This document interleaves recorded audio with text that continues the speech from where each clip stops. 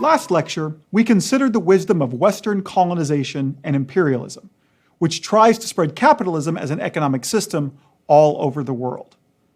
This led us to wonder about the value of capitalism itself, the economic philosophy popularized by Adam Smith that suggests that we should adopt what's known as a laissez-faire approach, which literally means allowed to do, but colloquially is understood as just let it be.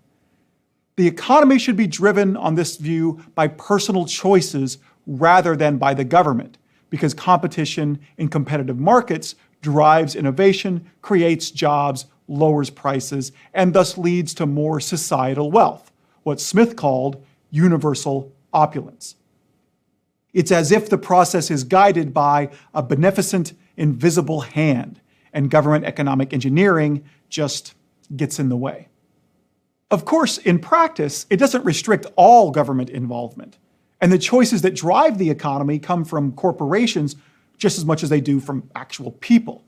Indeed, capitalism motivated industrialization itself, which produced giant factories and industries and created the very concepts of wage labor, consumer goods, and private property.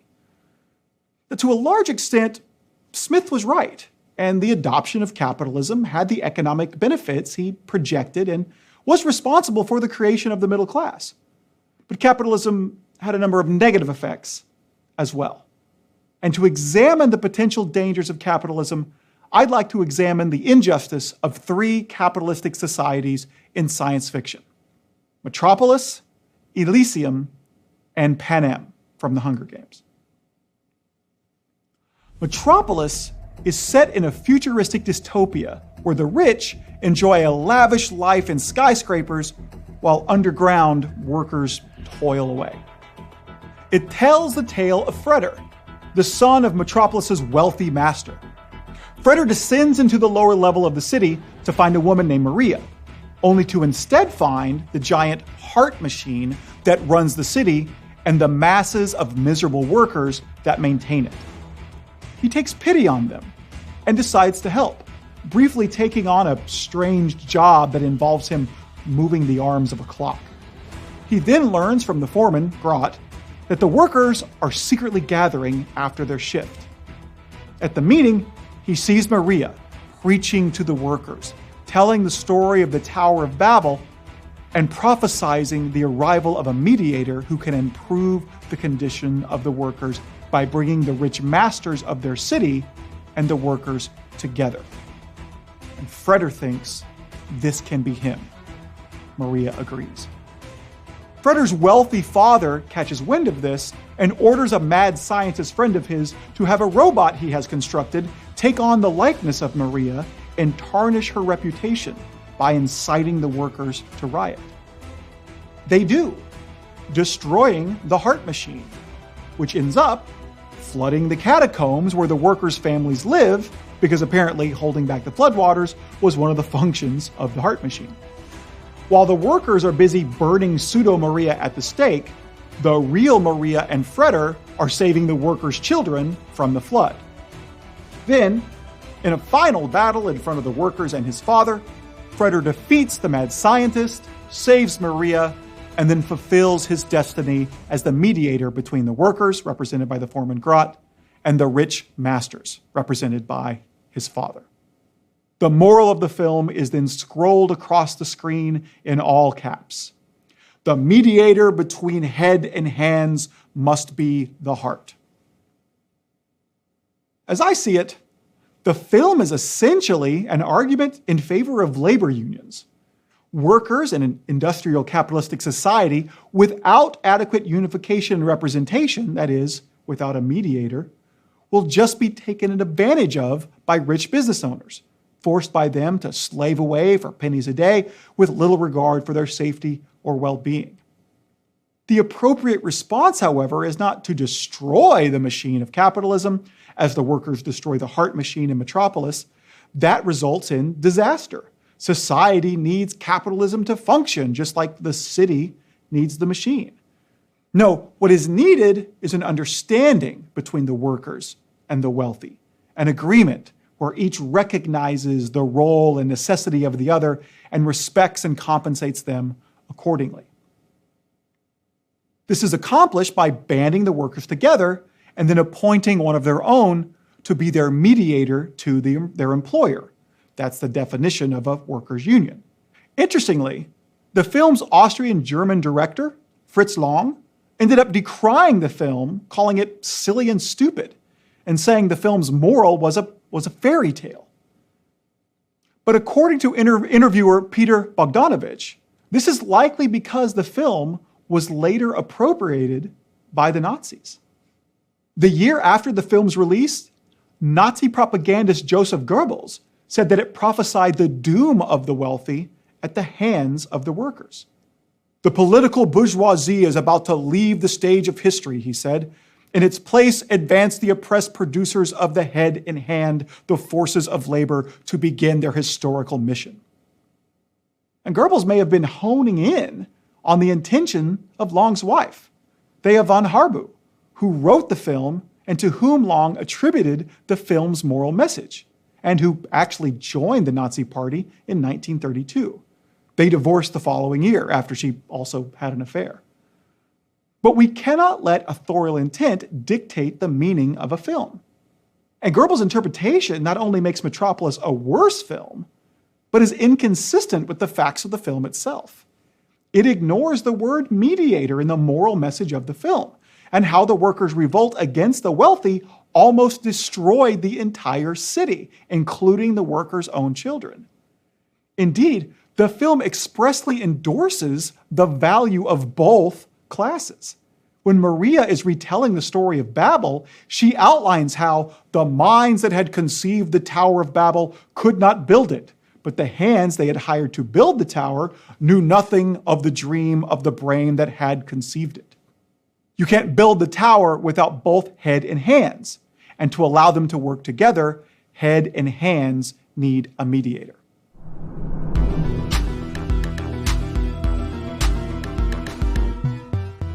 Some have accused Metropolis of being an argument for communism. In fact, when, in the same year of its release, studio director Alfred Hugenberg cut the film down to around 90 minutes, he said it was to alleviate the film of its inappropriate communist subtext. Indeed, Metropolis's Art Deco aesthetic reflected a faith in technology and industry's ability to solve the world's problems, with which Soviet communists were obsessed.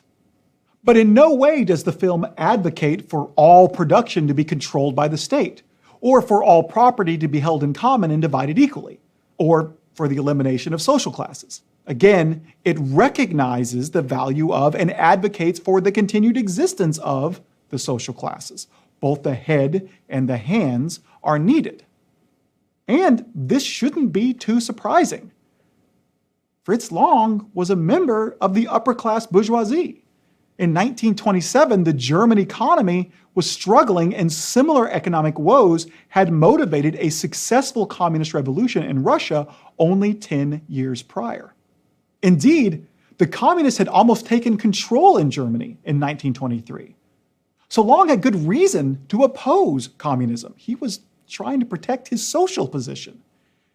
It seems that what he was suggesting was that capitalists should address the concerns of communists to prevent a worker revolt. The concerns of communists that the film addresses were most famously articulated by the intellectual father of communism, Karl Marx. Worries about the oppression and exploitation of workers under a capitalist system. While Smith's capitalism was superior to the mercantilist, government-controlled economy it replaced, it also led to industrialization. Now, industrialization did produce more and cheaper goods, but because the labor force was abundant and factory workers didn't need high skill levels, factory owners ended up paying their employees pennies a day and skipped out on things like safety inspections, vacation time, breaks, and days off. So instead of the universal opulence that Smith had promised, under capitalism, people slaved away on subsistence wages, unable to feed their families, working jobs that often killed them. In Metropolis, it's hard to see Freder's vision of the heart machine as the monster Moloch literally eating the workers and not think of the famous Homer Simpson quote, "The machinery of capitalism is oiled by the blood of the workers." Marx was especially concerned about what he called worker alienation. The factory jobs in industry were a far cry from the jobs of old-style artisans who crafted goods by hand. Factory workers would perform the same mundane task on a factory line over and over and over again. This, Marx argued, was dehumanizing it, making them just a part of the machine. And because the work was divorced from the final product, it came with no sense of accomplishment. Indeed, since the workers are simply executing the orders of the factory owner, they're not even the director of their own actions. In Metropolis, it's impossible to look at the workers marching in and out of the catacombs, their choreographed pulling of levers and valves, and fretters slaving away at that weird, seemingly purposeless clock, and not think of worker alienation. But you don't have to be a communist to worry about such things. The same worries were expressed, for example, by Charles Dickens in A Christmas Carol. He wasn't a communist, but he was especially concerned with capitalism's exploitation of workers, and lampooned rich capitalists like Ebenezer Scrooge for refusing to help the poor. And John Stuart Mill, the famous champion of liberty who was often hailed by libertarians, he would have loved the beginning of Metropolis because it contrasts the plight of the worker in the depths of the city with the exploits of the well-to-do fretter, frolicking in his skyscraper garden with scantily clad women. Mill despised the gap between the rich and poor that capitalism had created and was especially critical of London's non-working class, which used their inherited wealth mainly to make their own lives easier without benefiting the lower classes. Indeed, Adam Smith was just as worried about worker alienation as Karl Marx. His solution was simply different. Instead of a workers' revolt that would eventually eliminate social classes and private ownership and distribute all goods equally, Smith suggested that worker alienation could and should be combated by public-funded education. A truly educated person, Smith thought, was the kind of person that had the mental fortitude to survive working in a factory or on the machine underneath Metropolis. In fact, Smith recognized many shortcomings of capitalism and recommended what today would be called socialistic solutions. Socialism being the suggestion that the government should provide certain services and control certain industries instead of the free market. For example, Smith recognized that capitalism would inevitably lead to price-controlling monopolies. So, he argued, the government should break up banks and private companies once they got too big. He also recognized that a military and police force run for profit would only protect those who could afford it, and so he suggested the government should provide them instead. The same holds true for the legal system. All utilities and infrastructure, water, roads, rails, today he'd probably include electricity and the internet. Anything necessary for the functioning of business should not only be regulated, but should be provided by the government, according to Smith. And how should all this be paid for? A progressive tax system, Smith said, where the more wealth a person has, the higher percentage of it they would pay in taxes. In Lecture 33 of the Big Questions of Philosophy, I lay out the economic theories of Smith and Marx and argue that the best economic system is a kind of compromise between the two that lies in the middle ground. It would rely on capitalism to provide competition, economic growth, and opportunity, but then rectify the shortcomings of capitalism with government intervention. To make this argument, I cite the economist John Maynard Keynes, who realized that capitalism was the best way to generate wealth, but also recognized the evils that capitalism generated.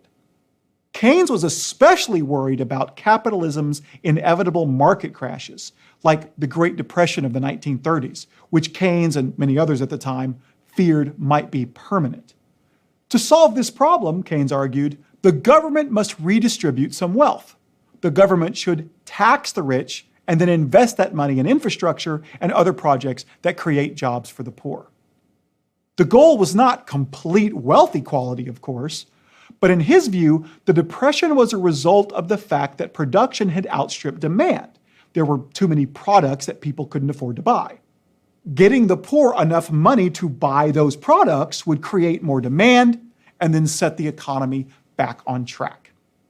Many consider government spending on the war effort in the 40s, which did exactly that and lifted us out of the Great Depression, to have vindicated Keynes's theory.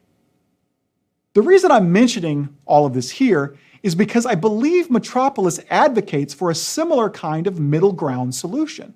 It recognizes that the machine of capitalism is necessary for society to function, but also recognizes the horrendous conditions it can create for workers. The solution isn't to abolish capitalism and replace it with communism, but to guard against the vices of capitalism that communists worried about. And you can do that, at least in part, by appointing a mediator to lobby on behalf of the workers. And indeed, that is what labor unions do, and not only for the individuals who work in the unions. As a matter of historical fact, it was unions that gave us many of the things that we now take for granted. Weekends and the 40-hour work week, a minimum wage, employer health insurance, family and medical leave, worker safety regulations, pensions, laws against child labor. Now, I'm not saying that unions can't be corrupt, but historically they've been a fairly successful middle ground solution to the problems that capitalism raises. To be very clear, I am not suggesting that the problems with capitalism are reason to embrace communism. Communism has its own set of problems, which I detail in Lecture 33 of the Big Questions. I'm also not suggesting that we abandon capitalism for socialism. In fact, that implies a false dichotomy. Socialism is just a matter of degree. A socialist program is merely one in which the government provides a service or controls a sector of the economy. America's capitalistic system already contains many socialist programs, which are widely supported and seen as essential. Social Security, welfare, the public school system, the federal interstate system, Medicare and Medicaid. And each was introduced because, like Adam Smith, we recognized a problematic consequence of capitalism and proposed a middle ground solution to rectify it.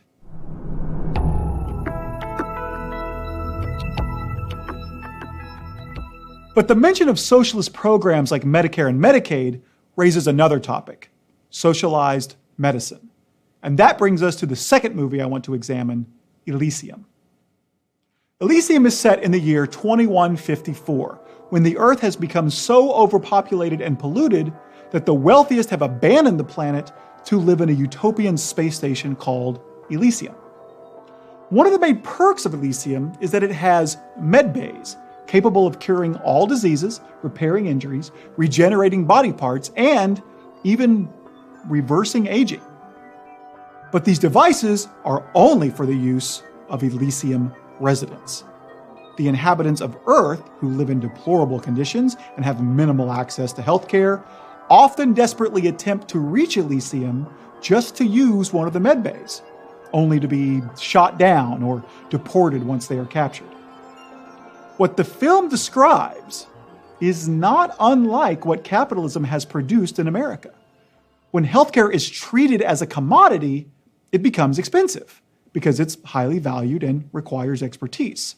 This necessarily limits access. Insurance programs can increase access, but not everyone can access them either. And in a way, they made things worse.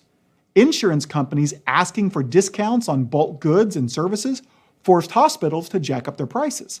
Consequently, Americans often pay up to 1,300% more for healthcare services compared to what it costs the hospital to provide them. Healthcare costs have consequently soared. Millions don't get needed care, those who do often go broke, and America spends thousands more per citizen on healthcare than any other nation in the world. One fundamental reason that capitalism can't reduce costs for healthcare, like it does for other goods, is because people can't really comparison shop when it comes to healthcare. When your health is concerned, you usually have to go with whichever provider is nearest for whatever services you need.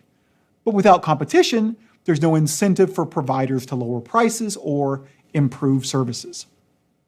Imagine if fire stations were for-profit entities. If your house caught fire, you'd just be forced to use whichever station was closest and pay whatever price they demanded. It is for this reason that firefighting services are government-funded. And it's for similar reasons that most developed nations provide healthcare services for all their citizens through a taxpayer-funded single-payer system. Arguably, the philosopher who'd be most opposed to unequal access to healthcare is John Rawls. In his book, A Theory of Justice, Rawls argues that one can discover what principles would govern a just society by determining what people would agree upon if they were about to be placed in a society without knowing what position in society they would hold. Why? Because the best way to figure out what is equitable is to figure out what people would agree to if they were divorced from their particular interests by not knowing who they are. My favorite illustration of this concept comes from Doctor Who. In the 50th anniversary special, the Doctor needs to broker a peace between the humans and the Zygons, a species of shape-shifting aliens. The human representative, Kate Stewart, and a Zygon that looks just like her can't come to an agreement because each is only looking after their own species' interests. So the Doctor erases their memory, effectively eliminating their knowledge of which is the Zygon and which is the human. Because they don't know which party they will be in once the agreement goes into effect, the agreement they end up making is perfectly fair. So again, consider Elysium. Only those on the space station have access to the medbays. Everyone else is left to fend for themselves.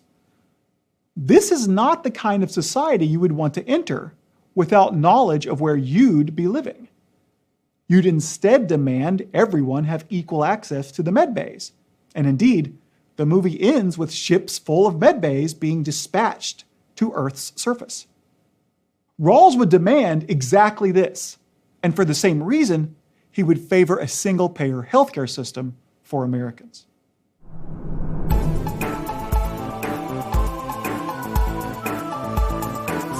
Now, the general conclusion that Rawls drew was, well, more general. If you had a collection of people about to be placed in a society without knowledge of who they'd be, they would agree that two principles of justice should rule their society. One, everyone should have an equal amount of liberty, as long as that liberty was compatible with everyone else's. And two, the economic and social inequalities that exist should be arranged so that they are both A, reasonably expected to be to everyone's advantage, and B, attached to positions and offices open to all.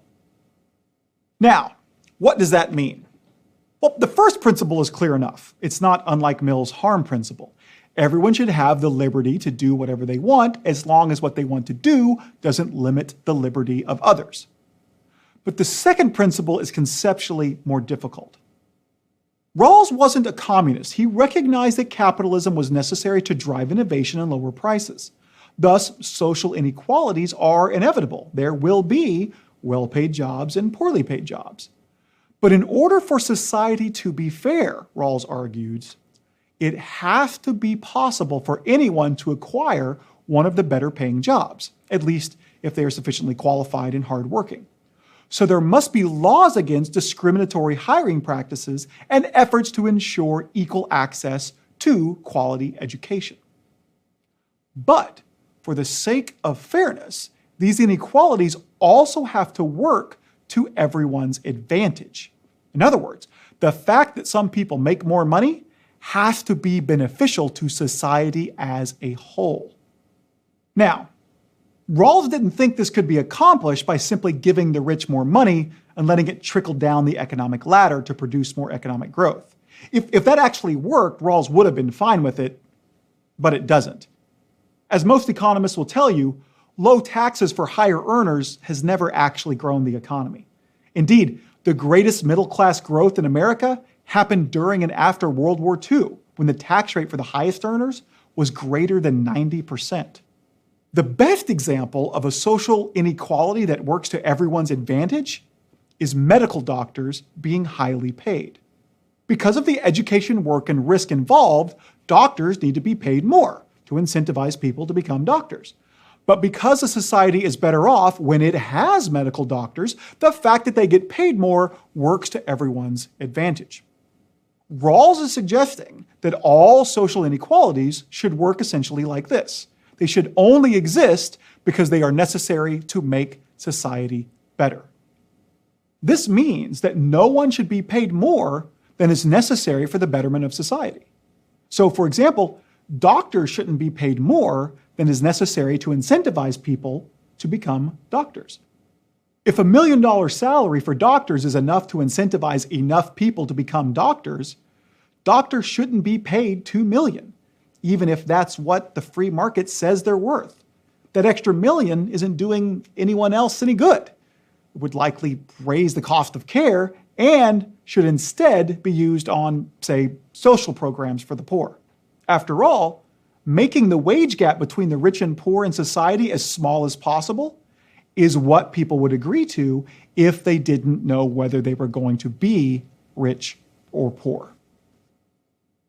Rawls's fiercest critic was his colleague at Harvard, Robert Nozick, who tried to refute Rawls's argument in his book Anarchy, State, and Utopia.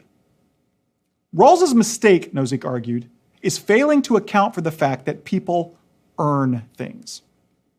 In the original position Rawls described, people are imagining that they are about to be placed in a society and into an economic position at random.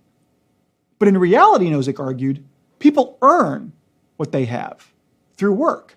And when they do, they're entitled to it. And it's morally wrong to take what someone is entitled to and give it to someone else.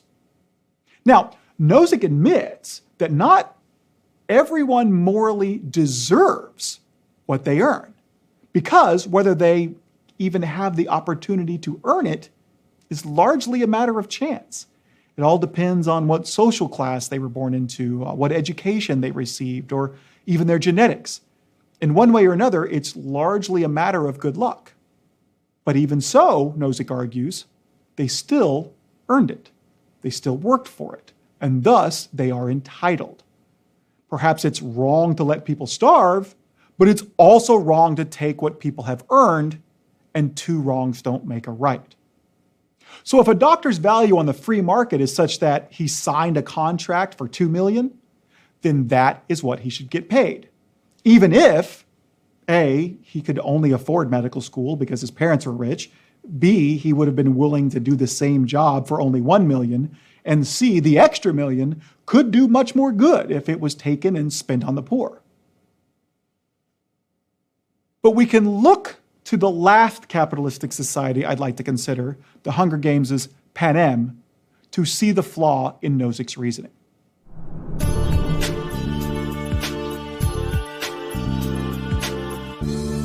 The Hunger Games is set in Panem, a distant future state where environmental disaster has desolated much of North America. The wealthiest have collected into one prosperous city called the capital that rules over 12 districts with an iron fist, forcing each district to supply the capital with a specific set of goods. District 3 produces technology, District 5 produces electricity, District 12 produces coal. As punishment for a failed rebellion, the capital forces 2 children from each district to compete in what's called the Hunger Games, where they fight to the death in an arena for the amusement of the capital's residents. The disparity between those who live in the capital, capitalists we might call them, and those who live in the districts is obvious. In District 12, for example, Katniss Everdeen and her family struggle to feed themselves. As the film opens, she illegally hunts wild game with a bow and arrow to eat and sell to survive. When she wins the Hunger Games and is taken to the capital, however, she sees food in overabundance, more than anyone could ever eat, used merely as decorations, wasted everywhere. At parties, capitalists drink a liquid that makes them puke so they can eat more food after they are too full. So suppose you had an opportunity to steal some food from a capitalist and give it to a starving person who lived in District 12. Wouldn't this obviously be the morally right thing to do? Of course. Yet, according to Nozick, it wouldn't, because the capitalist earned that food and thus is entitled to it. What's Nozick's mistake? Well, he says that two wrongs don't make a right, and that might be true. But we're going to have to do something morally wrong either way. Either we take what someone earned, or we let someone starve to death even though we could prevent it. But shouldn't we choose to avoid the morally worse thing? And isn't letting someone die obviously worse than stealing someone's food, especially when they don't even need it, and we're only able to earn it by being lucky enough to be born in the capital? Why is involuntary charity worse than involuntary starvation? Now, we don't have anything quite like the Hunger Games in the real world yet, but the wealth disparity in Pan Am actually reflects that of the real world. According to a comprehensive study conducted by Oxfam in 2014, the wealthiest 1% control 40% of America's wealth, and the top 10% control 75%. Worldwide, the top 1% control 48% of the wealth, and as of 2017, the world's 8 wealthiest people owned as much as the poorest half of the world's population combined. Or consider salaries. According to Business Insider in 2016, the highest paid CEO, Tom Rutledge, made $98 million working for Charter Communications. A registered nurse, on the other hand, only made $62,000. Assuming a 40-hour work week, that means Tom makes as much in an hour and a half as a nurse makes all year. Now, maybe he's worth more to society, maybe. But is he worth that much more? Do you really think he works 1,500 times harder than a registered nurse? As Rawls pointed out, some wealth inequality is inevitable, but this doesn't seem to be the kind of arrangement anyone would agree to if they didn't know who they would be in society. In fact, none of the capitalistic societies we have considered, Metropolis, Elysium, or Pan Am, are. That's not to say that capitalism is all bad. We've seen its benefits too. But it is to say that the dangers of capitalism need to be guarded against through things like government regulation, taxation, and government programs. But this brings us to our next topic. Because another reason you wouldn't want to live in their worlds, especially the worlds of Elysium and the Hunger Games, is because of the condition of their environment. In Elysium, people can barely stand to breathe the air because it is so polluted. In the Hunger Games, global warming has made the seas rise and turned most of America into a wasteland. And so it's to the topic of environmentalism that I want to turn to next. And to inform our discussion, I'd like you to go watch the 2013 Bong Joon-ho film, Snowpiercer. See if you can figure out what the message of the film is, especially regarding the environment. What view about climate change and global warming is it endorsing?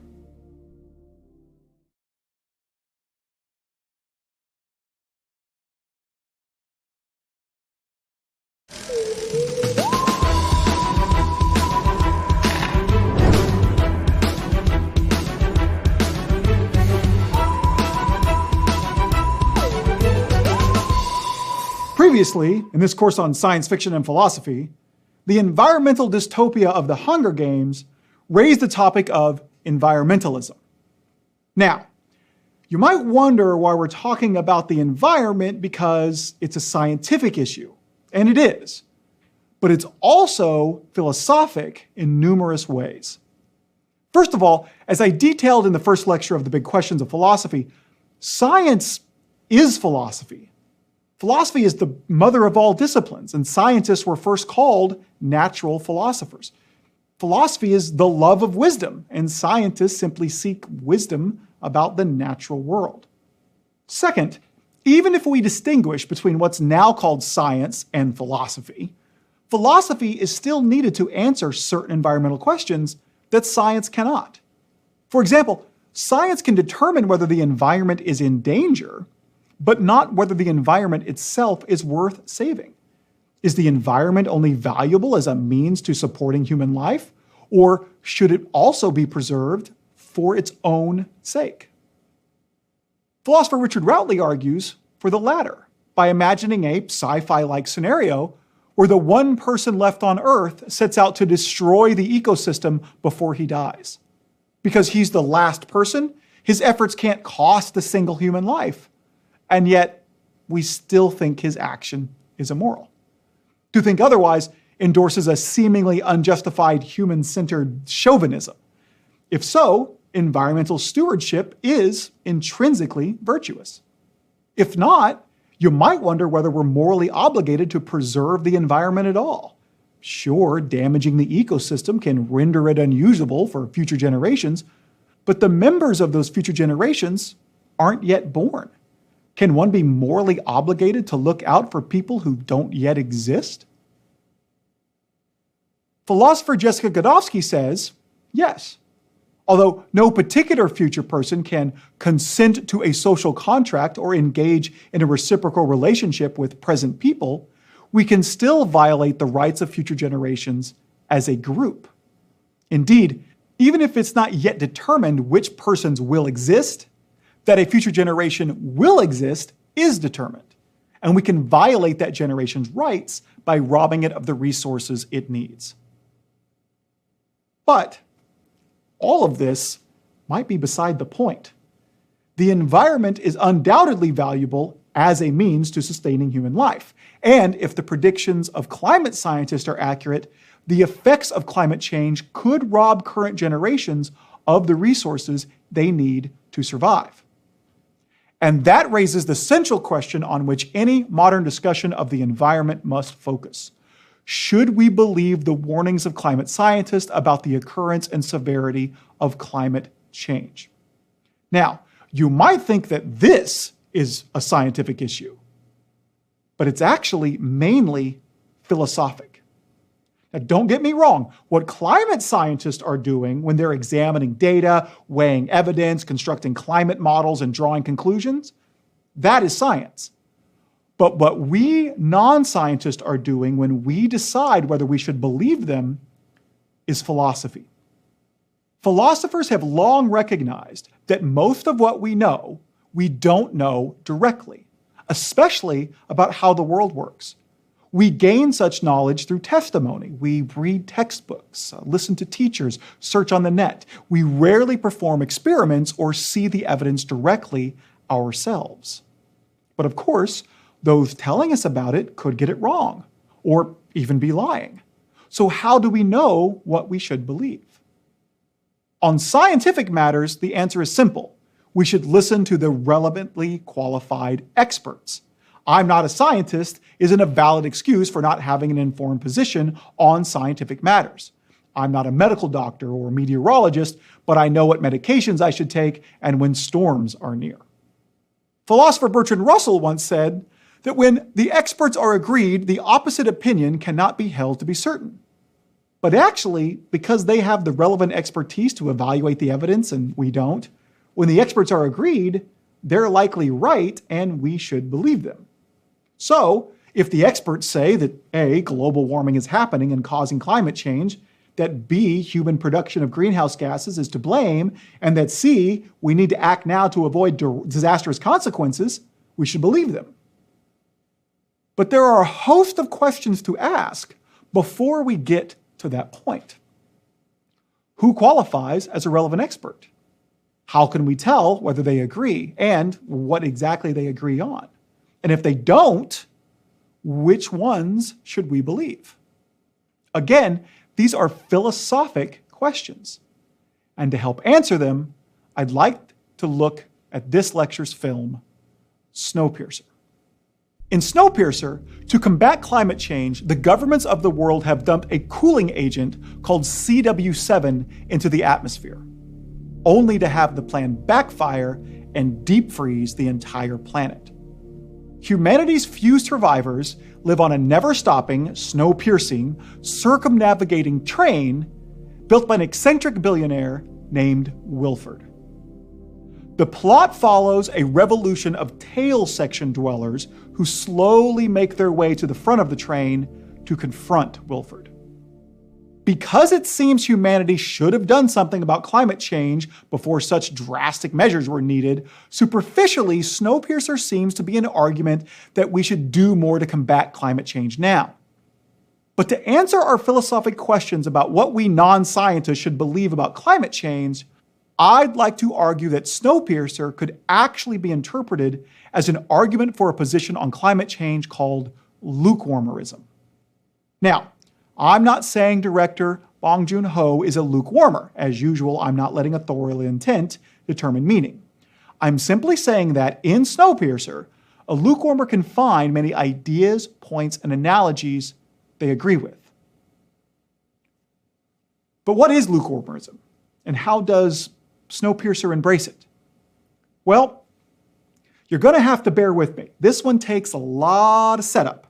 So, let's begin, as philosophers should, by carefully defining our terms.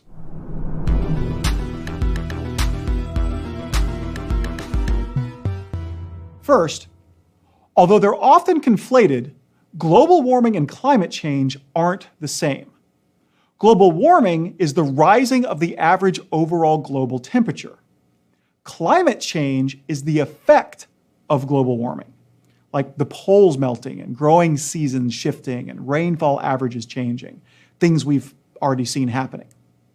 Ocean warming has already caused ocean currents to slow and made hurricanes and typhoons more severe.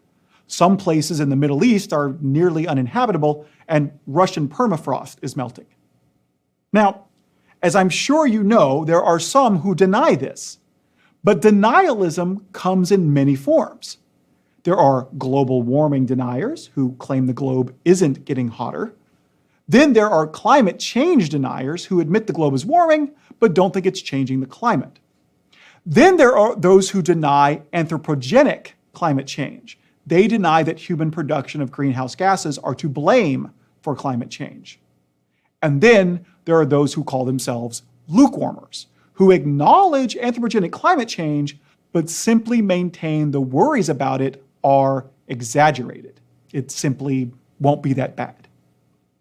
Snowpiercer seems to be a lukewarmers movie because it endorses that idea, and many notions lukewarmers use to defend it. First of all, lukewarmers, like Snowpiercer, don't deny the globe is warming, and for good reasons. Temperatures are empirically measurable, and experts have been keeping careful track of global temperatures for years. It may occasionally be unseasonably cold or snow somewhere on a particular day in May, but all evidence indicates that the average global temperature has been steadily rising since the Industrial Revolution. Indeed, 9 of the 10 hottest years in record have been since the turn of the century, with the top 4 including 2014, 15, 16, and 17. The only people who publicly deny this are non-experts, like politicians. But as Russell taught us, given that they are non-experts, they have no right to draw such a conclusion. Now, at this point, one might demand that they have a right to believe whatever they want. If they want to deny global warming, that's their choice. But apart from their responsibility as public servants to be informed on scientific issues, as I pointed out in Big Questions, people don't have an actual right to their opinions. You have the legal right to believe what you want. No one's going to throw you in jail, but you don't have the epistemic right. Beliefs don't become justified simply because you want them to be. Epistemic rights are earned, not automatically bestowed. For an epistemic right, you have to provide good evidence. And when it comes to denying that the globe is warming, that evidence doesn't exist. Along with scientists, lukewarmers and Snowpiercer also endorse the fact that global warming is the result of greenhouse gas emissions like CO2, and that it's causing climate change. Not only is there a direct correlation between the modern increases in greenhouse gas and average global temperatures, but we know exactly how and why increasing greenhouse gases would have a warming effect. What's more, we've discovered millions of years of correlation between the two and corresponding changes in climate. Philosophically speaking, when it comes to establishing causal relations, you cannot do better than this. Where we start to see disagreement among scientists is regarding whether humans releasing greenhouse gases is responsible. For example, 31,000 scientists signed a petition saying that there was, quote, no convincing scientific evidence that climate change is anthropogenic. The philosophical question here, however, is what counts as a relevant expert? Scientist is a broad term. Just because you're an expert in one kind of science doesn't mean that you're an expert in any other. Chemical engineers, for example, can't predict eclipses. Biology and medicine are actually related, but I'm not going to go to a biologist if I break my leg. I shouldn't cross a bridge designed by a climate scientist, and I shouldn't trust the climate predictions of an engineer. They don't have the skills necessary to properly understand the climate data, weigh the evidence, and make accurate predictions. Citing a non-expert as a reason to doubt climate change commits a fallacy called appeal to unqualified authority. As you might have guessed, most of the 31,000 scientists who signed the petition were engineers, 10,000 to be exact. 6,000 were in medicine or biology. 5,000 were chemists, but none were climate scientists. Some deniers of anthropogenic climate change are meteorologists, like the co-founder of the Weather Channel, John Coleman. But meteorologists study the weather, not the climate. Weather persons are qualified to make predictions about the weather 10 days out, not the climate for decades and centuries to come. Like medicine and biology, the two fields are related, but the expertise of one does not translate to the other. We can see evidence of this in their arguments. Some deniers have suggested that global warming is caused by the sun. But A, the sun's not getting hotter, we do keep records, and B, that would warm the entire atmosphere, but only the lower parts of the atmosphere, beneath where greenhouse gases reside, are getting warmer. Others claim that climate change is not anthropogenic because 95% of the CO2 released each year comes from natural forces, like volcanoes, ocean-atmosphere exchange, and plant and animal respiration. But this involves a philosophical mistake I call the factoid fallacy. It takes a true factoid out of context and ignores others to support an erroneous conclusion. It's true that certain natural processes account for 95% of the CO2 released every year. But other natural processes take out just as much, making the net impact of natural forces zero. But we put in without taking out. So humans account for 100% of the increase in atmospheric CO2. This is why you defer to relevant experts. When you aren't aware of all the evidence and don't have the relevant knowledge and expertise to interpret it, you make these kinds of mistakes. Now, of course, I'm not a climate scientist either. I'm a philosopher. So one might argue that I should be ignored. But that would neglect the fact that my argument isn't scientific. It's philosophic. Unlike the deniers, I'm not trying to evaluate nuanced climate data here, create my own climate models, or anything else climate scientists need their expertise to do. I'm presenting a philosophical argument about what non-climate scientists should conclude, given what climate scientists have discovered. It's an argument about how to evaluate expertise and avoid fallacious reasoning. As a philosopher who specializes in logic and reasoning, this is something I am especially qualified to do. Another relevant philosophic point is this: no single study is conclusive evidence. Even an expert can make mistakes, or be biased, or be pressured by their funders. So before we trust any single study on climate change, we should wait for replication. Others need to do the same study and get the same results. Better yet, look for consensus.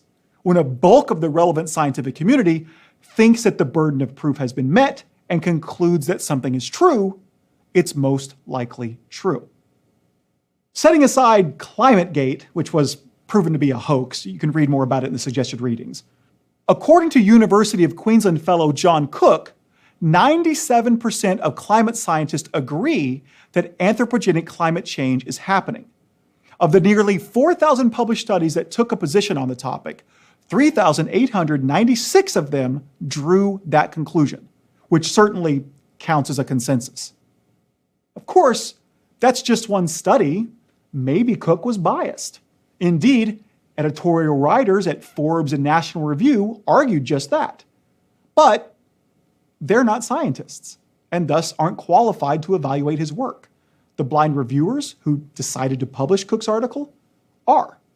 What's more, Cook's 97% number has been corroborated by 6 other studies. So there's even a consensus about what the consensus is. In fact, the more stringent a study is about the definition of expert, the higher the percentage gets. The consensus among climate experts who regularly publish on the topic in peer-reviewed journals, like Penn State's Michael Mann and Oxford's Miles Allen and Scripps' Ralph Keeling, is nearly universal, approaching 100%. A study headed by Rasmus Benestad and published in Theoretical and Applied Climatology in 2016 even showed that the results of the dissenting papers can't be replicated. As one of the study's co-authors, Catherine Hayhoe, put it, every single one of those analyses had an error, either in their assumptions, methodology, or analysis, that when corrected, brought their results into line with the scientific consensus.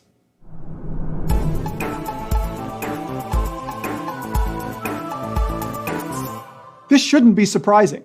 Turns out, there's reason to suspect that dissenting research isn't honest. Climate scientists who don't align with the consensus, you'll find, are almost always receiving funding from fossil fuel companies or related groups, like Anthony Lupo, who is an associate professor of atmospheric science at Missouri, but also receives money from the Heartland Institute, a conservative libertarian think tank. Now, everybody needs funding, but fossil fuel companies and their political allies are known to have spearheaded campaigns to mislead the public about the link between climate change and greenhouse gases. A Harvard review of Exxon's own internal documents, for example, showed that while it was engaged in a public campaign to deny that anthropogenic climate change was real, Exxon's own internal reports and peer-reviewed research acknowledged that it was. They knowingly spread misinformation, published misleading ads, funded bogus research, and paid off scientists, just like tobacco companies did when the link between cigarettes and cancer was discovered. The Heartland Institute is no different. But again, lukewarmers don't deny any of this. They agree that global warming is causing climate change, that humans are to blame, and that there is scientific consensus on this. What lukewarmers deny is that climate change is anything to worry about, and that there is scientific consensus on that specific issue. They consequently think we're overreacting. The suggested solutions would have consequences much worse than what they'd prevent. The warming won't be that much, and the effects of climate change just won't be that bad. Taxing fossil fuels and environmental regulations could cost companies billions, make energy unaffordable, especially for the poor, and could generate a global recession. Lukewarmers are usually libertarians who celebrate Adam Smith but ignore his warnings about the shortcomings of free markets and his advice regarding where government regulation is often needed. They instead think that government regulations are almost always make things worse, and freedom and free markets almost always make things better. Recall Smith's concept of laissez-faire and the invisible hand that will supposedly guide the economy to universal opulence if you just free it from interference? Lukewarmers apply this same logic to society and the environment. Attempts at interference, social engineering or environmental engineering, can only make things worse. Just leave the system alone and it will work itself out for the best. With all this in mind, we can finally see why Snowpiercer is a lukewarmers movie. The human efforts to combat climate change, dumping the cooling agent CW7 into the atmosphere, backfired and froze the entire planet. So apparently, global warming wasn't as bad as the scientists were saying. And the consequences of the solution were far worse than the problem, just like the lukewarmers suggest. To boot, the only person to see this coming was Wilford, the eccentric billionaire businessman who built the never-stopping, self-sustaining train. He was the odd man out, ridiculed and dismissed by the experts, just like lukewarmers are today. Like lukewarmers, Wilford knows what no one else does. For Wilford, it's that CW7 will freeze the world. For lukewarmers, it's that climate change is exaggerated and drastic reductions of fossil fuel use will cause a global recession.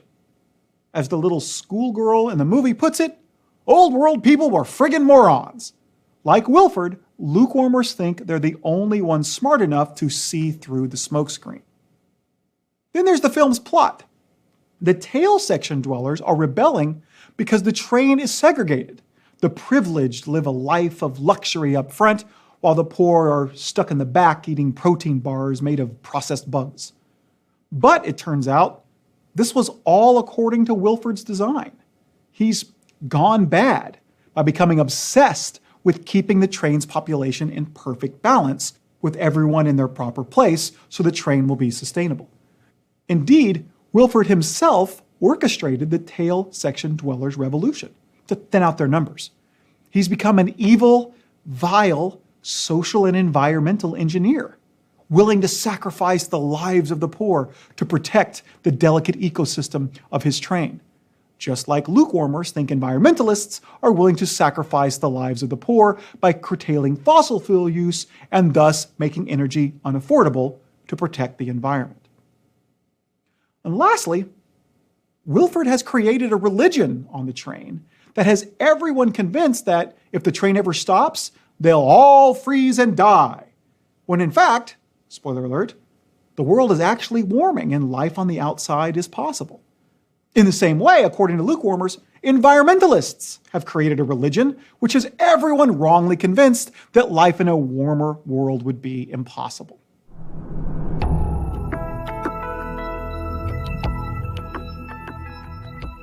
But, of course, Snowpiercer being a lukewarmers movie doesn't mean the lukewarmers are right. So, we must ask, is there really not a consensus on the severity of climate change? Is action not warranted? Will the solution be worse than the problem? Will the ecosystem just balance itself out? Is climate change really nothing to worry about? I wish they were right, but unfortunately, they're not. And that shouldn't be too surprising, because those who advance their arguments, like science writer Matt Ridley and atmospheric physicist Richard Lisden, also receive money from companies like Peabody Energy, a coal company that participates in misinformation campaigns just like Exxon. Their arguments essentially make four mistakes. The first is a mistake in decision theory, the branch of philosophy that studies the rationality of decision-making. Even if there was no agreement about the severity of climate change, we should still take action to prevent it. Why? Well, just like the environmentalists might be wrong about the effects being so severe, the lukewarmers might be wrong about them being mild. But the risks of inaction are far grander than the risks of action. If the lukewarmers are right, the most extreme consequence is a global recession, which is bad. But if the environmentalists are right, the survival of the human species is at stake. If there's not a consensus, rationally, you should err on the side of caution and guard against the more extreme consequence. The second mistake is a kind of category mistake, where one wrongly applies a property to something in one category that can only be applied to things in another. In this case, it's thinking that Smith's laissez-faire approach to economics also works for the environment. It doesn't. When it comes to physical resources, without oversight, individual actors will exploit them for their own short-term benefit, ultimately ruining the resource for everyone in the long term. This phenomenon even has a name, the tragedy of the commons, and is especially acute regarding the environment, given that the negative effects of such actions are so far in the future. The third mistake is just economic. Actions to combat global warming won't cause a global recession. In reality, switching to clean energy sources would spawn a whole new industry, create billions in revenue, and, according to the economist Robert Pollin, generate a net gain of at least 1.7 million jobs in almost every sector of the economy. It won't hurt the poor and cause a recession. It would actually help the poor and produce an economic boom. It's a win-win. The last mistake involves a logical fallacy, an equivocation on the word disagreement. There is disagreement among climate scientists, but not about the severity of climate change's effects.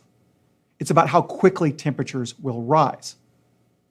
Although we're already more than 1 degree Celsius above pre-industrial levels, different models do project different rates regarding how fast warming will continue. But there is definitely agreement that the effects of temperature rise will be exceptionally severe. This was demonstrated most clearly by journalist and science writer Mark Linus in his book, 6 Degrees. Now, because Linus isn't a climate scientist, lukewarmers might suggest that we can ignore his book. But to write it, Linus didn't need climate science expertise. He wasn't evaluating raw temperature data or generating climate models. He simply compiled and then reported the work of others, something a journalist and science writer is perfectly suited to do. Indeed, 6 Degrees won the Royal Society's prize for science books. His research consisted of a year spent at Oxford's Radcliffe Science Library, reading thousands of papers by climate scientists and then collating their predictions into a spreadsheet to find the consensus. What he found was terrifying. At 2 degrees, life becomes very difficult because of drought, floods, and food shortages. Low-lying coastal cities like Miami go underwater. Constant threats of natural disasters like the severe hurricanes and massive wildfires we saw in 2017 become commonplace. At 4 degrees, large portions of the planet are uninhabitable, too hot for the human body to even tolerate. Rising sea levels take out New York and Boston, and constant severe hurricanes make the rest of the coasts unlivable. Plummeting food production causes massive famine, which in turn causes wars and refugee problems. Of great concern is that if you average out the temperature models without action, this is where we'll be by the end of the 21st century, 4 degrees. At 6 degrees, to survive, humans will have to herd to shrinking habitable areas near the poles. Our food supply could simply dry up and we'll die as a species. Indeed, before even 6 degrees, because of ocean acidification, all sea life might die, which could destroy our entire ecosystem. So, in a way, the lukewarmers are kind of right. If left alone, the ecosystem will balance itself out. It will eradicate the cause of the imbalance, humans, like an immune system eliminates a virus with a fever.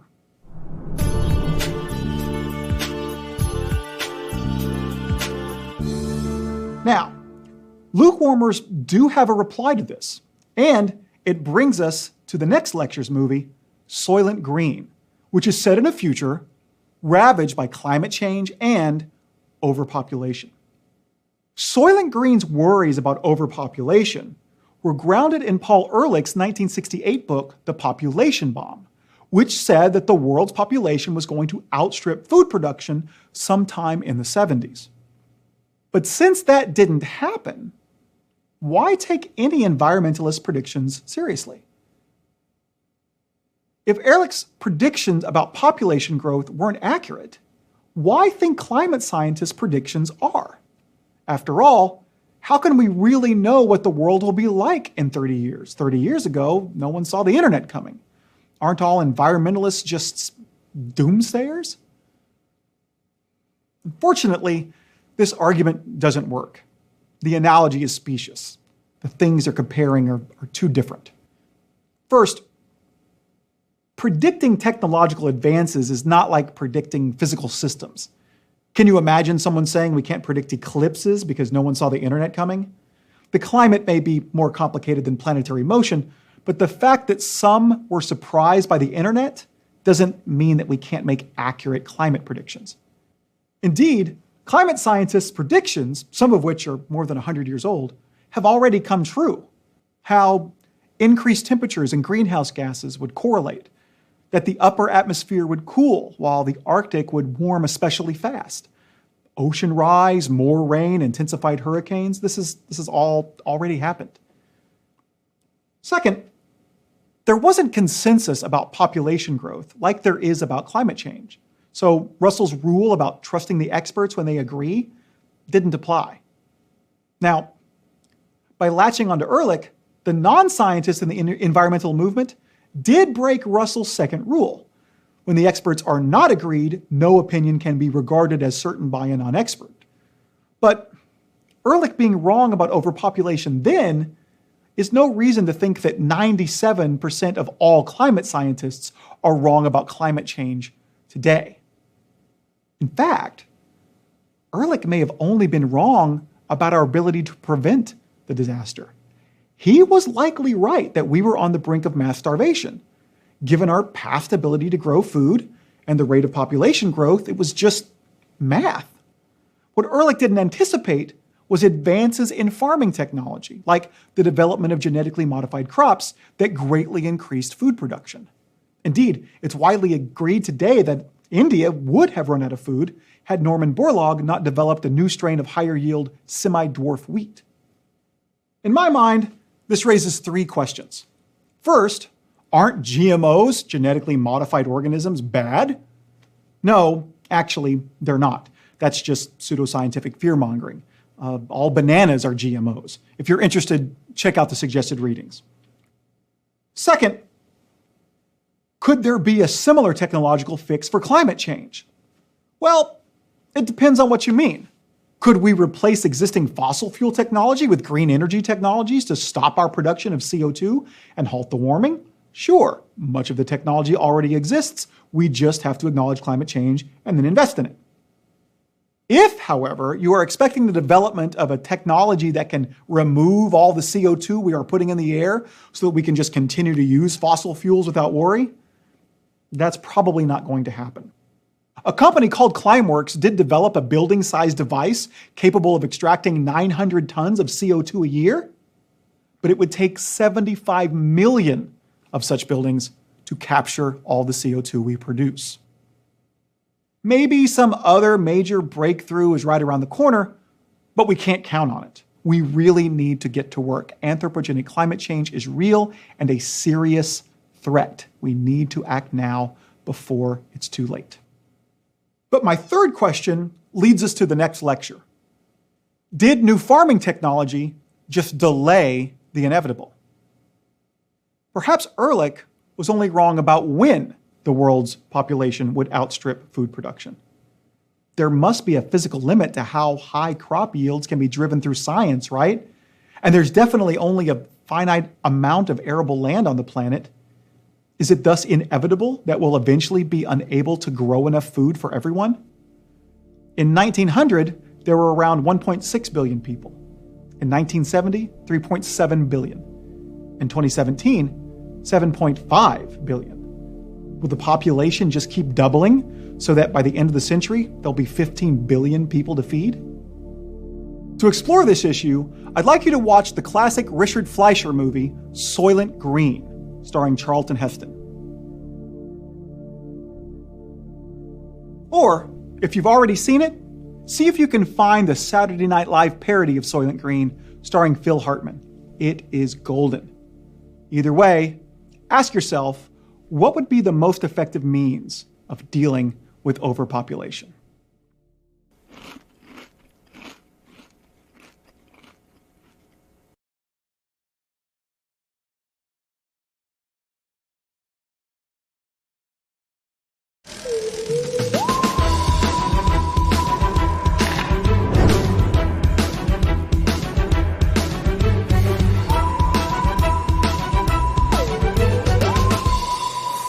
Soylent Green is a 1973 film set in 2022 that heralds a dystopian future plagued by overpopulation. Regular foods such as meats and grain are rare, and the bulk of everyone's diet consists of rations made by the Soylent Corporation, dry wafers called Soylent Green.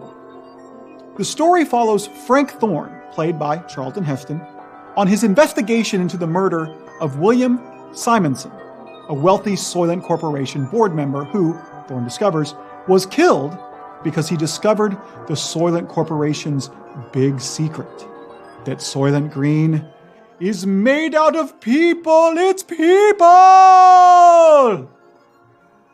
Last lecture, we saw that the worries about overpopulation that inspired the movie, that also motivated Paul Ehrlich's 1968 book, The Population Bomb, were overblown. Like Thomas Malthus before him, Ehrlich suggested that the human population was soon going to outstrip its ability to feed itself, but it didn't.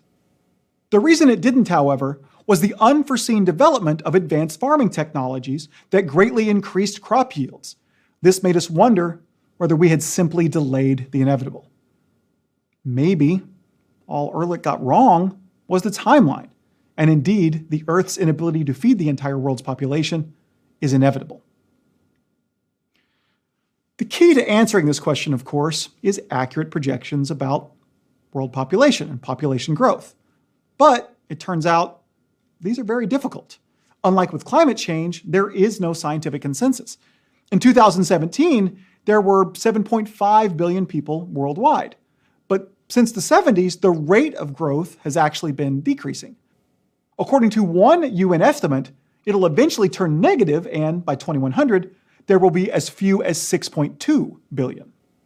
Another projects a continuing increase and 15.8 billion by 2100.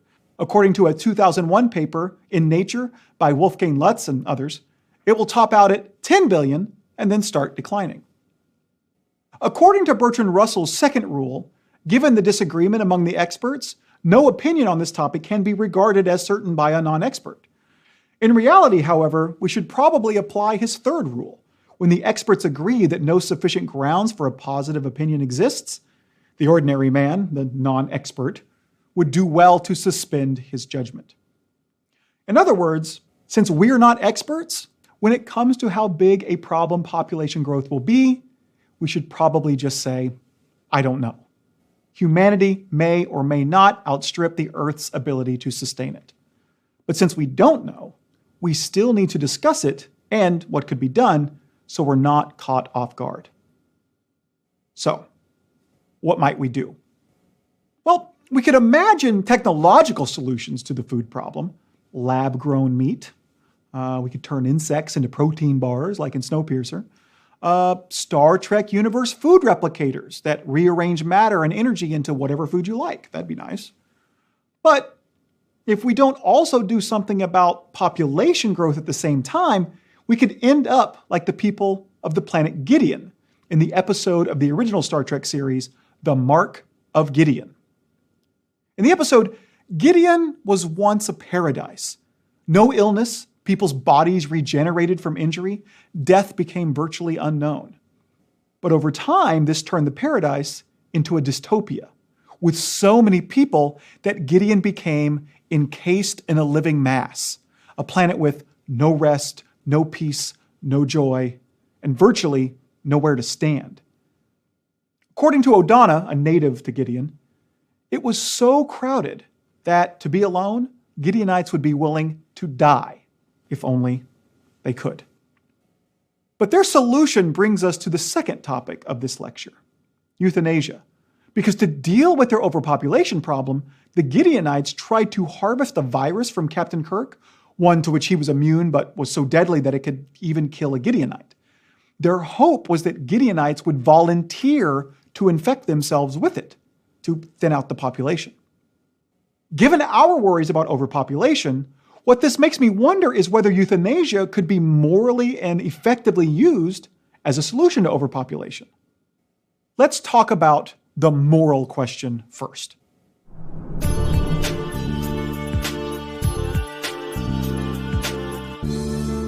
It wouldn't seem to be moral to use the Gideonites' approach. Not only did they extract the virus from Kirk involuntarily, but for some reason, they hoped that the youth would be the ones to volunteer to be euthanized. Not only does this seem immoral, wouldn't it be fair to ask the elderly who have already lived their lives to make such a sacrifice? But it could also be dangerous. Since presumably it's only the youth who can spawn new generations, Gideonites could quickly go from having an overpopulation problem to the brink of extinction. A similar, but in some ways opposite approach is embraced in the 1976 movie Logan's Run. It's set in a seemingly ideal society where everyone is young, beautiful, and healthy. Everyone's needs are provided for, everyone's sex life is vigorous and healthy. And at age 30, everyone is renewed into youth, essentially reincarnated as a baby in a ritual called carousel, where they all are taken into the air and disappear. The story follows Logan, who's a sandman, a sort of policeman who pursues runners, people who refuse to submit to carousel. When Logan realizes that he will be called to carousel 4 years too early, he himself becomes a runner and tries to flee to Sanctuary, the place runners try to reach to live out their lives. By the end of the movie, Logan learns that Sanctuary is a myth, but so too is renewal. People aren't born into a new life in carousel, they're just vaporized to keep the size of the population in check. The story ends with Logan revealing this to his society, and that it's possible for them to live full lives into old age. The solution to overpopulation in Logan's society is similar to the Gideonites in that it is euthanasia. But it's also the opposite. Instead of the youth of the society volunteering to be euthanized, the elders of the society have euthanasia forced upon them, although admittedly their elders are still young by our standards. Regardless, this approach seems immoral because it's wrong to force euthanasia on anyone. But the two examples make us wonder about a middle ground solution. What about, as a solution to overpopulation, offering up voluntary euthanasia to the elderly? After all, when some get old, they would rather die. This is the point of do not resuscitate orders. If their health is failing, they'd rather not live in anguish. And what about others suffering from debilitating conditions or painful terminal illnesses? Many of them would rather die too. Could allowing people to be euthanized, if they so choose, helping them peacefully kill themselves, be a morally acceptable way to deal with overpopulation? This seems to be a method of population control embraced by the society in Soylent Green. Recall Thorne's friend, Sol Roth. When he learns the Soylent Corporation's horrible secret, he immediately goes to a euthanasia center. He selects his favorite classical music, drinks poison, and then peacefully dies while he is treated to pictures of rare natural wonders, such as flowers and deer and lakes. Apparently, this is a common practice in that society. Interestingly, Edward G. Robinson, who played Saul, this was the last scene he ever performed. He was dying of bladder cancer. Many suspect that's why the performance was so good. He was really saying goodbye. He died 12 days after filming was complete. Should Robinson have had the option of dying peacefully before the cancer killed him?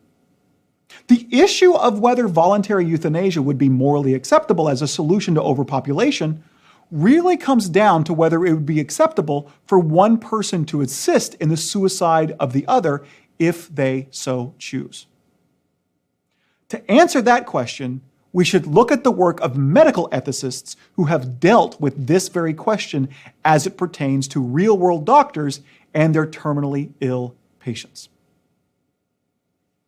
The issue centers around whether people should be allowed to decide for themselves when their lives are no longer worth living.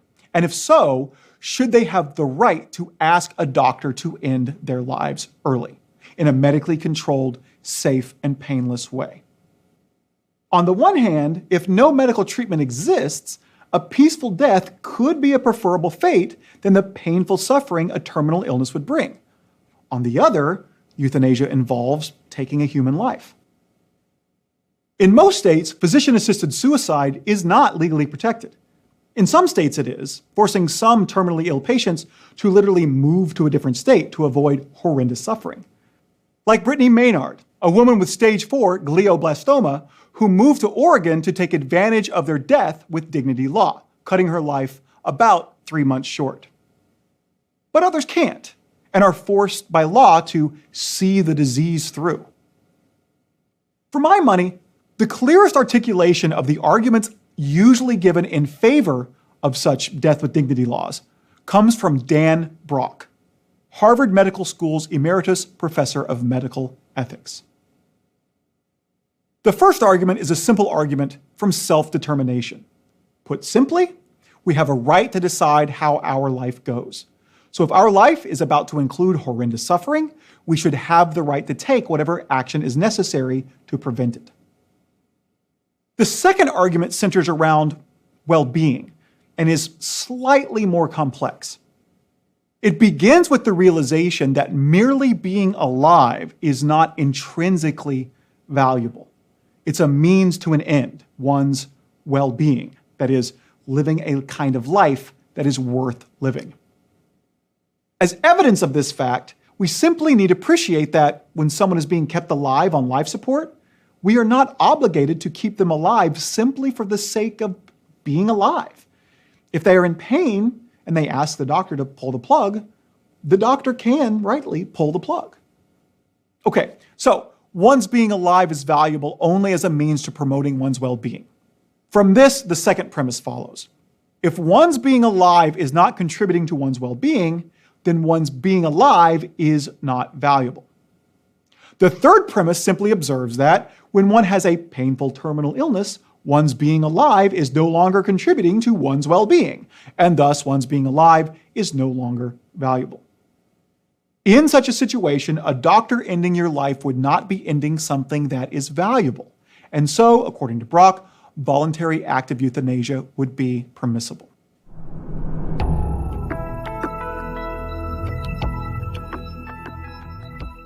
In his essay, When Self-Determination Runs Amok, co-director of the Yale Hastings Program in Ethics and Health Policy, Daniel Callahan, points out what's wrong with these arguments.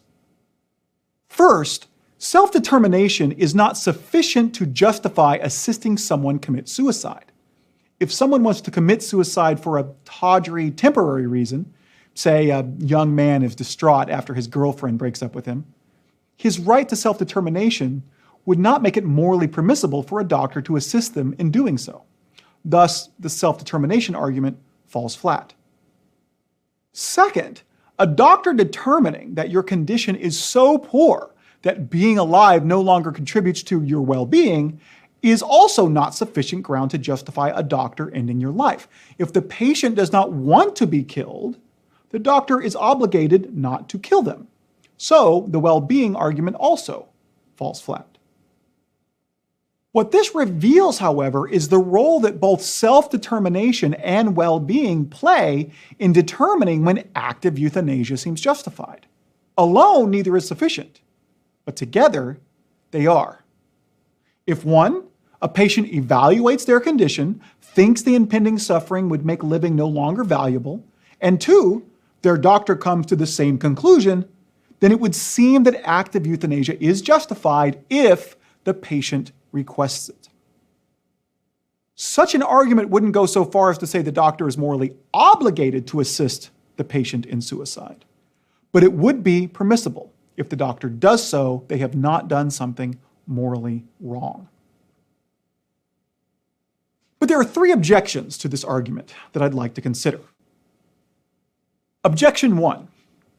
Any action of active killing is morally wrong, and thus euthanasia must be too, even if the two conditions are met. There are essentially two responses to this. First, euthanasia doesn't always involve active killing.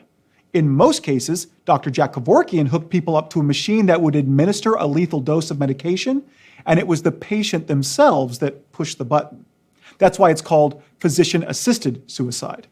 At best, this objection means that active euthanasia, doctors pushing the button themselves when the patient can't, is immoral. Second, In most societies, there are numerous widely accepted exceptions to the general rule that killing is morally wrong. We've already seen a few: killing in self-defense, killing in war. Regarding the latter, I think most agree that mercy killings, where one injured soldier asks another to kill him to keep him from suffering or being captured, are justified. One might argue that the motivation for a doctor performing voluntary act of euthanasia is the same, and thus that they are both morally permissible. The second response, however, inspires a second objection. There's a difference between a soldier and a doctor. One's job is to kill, the other's is not. Think of the Hippocratic Oath.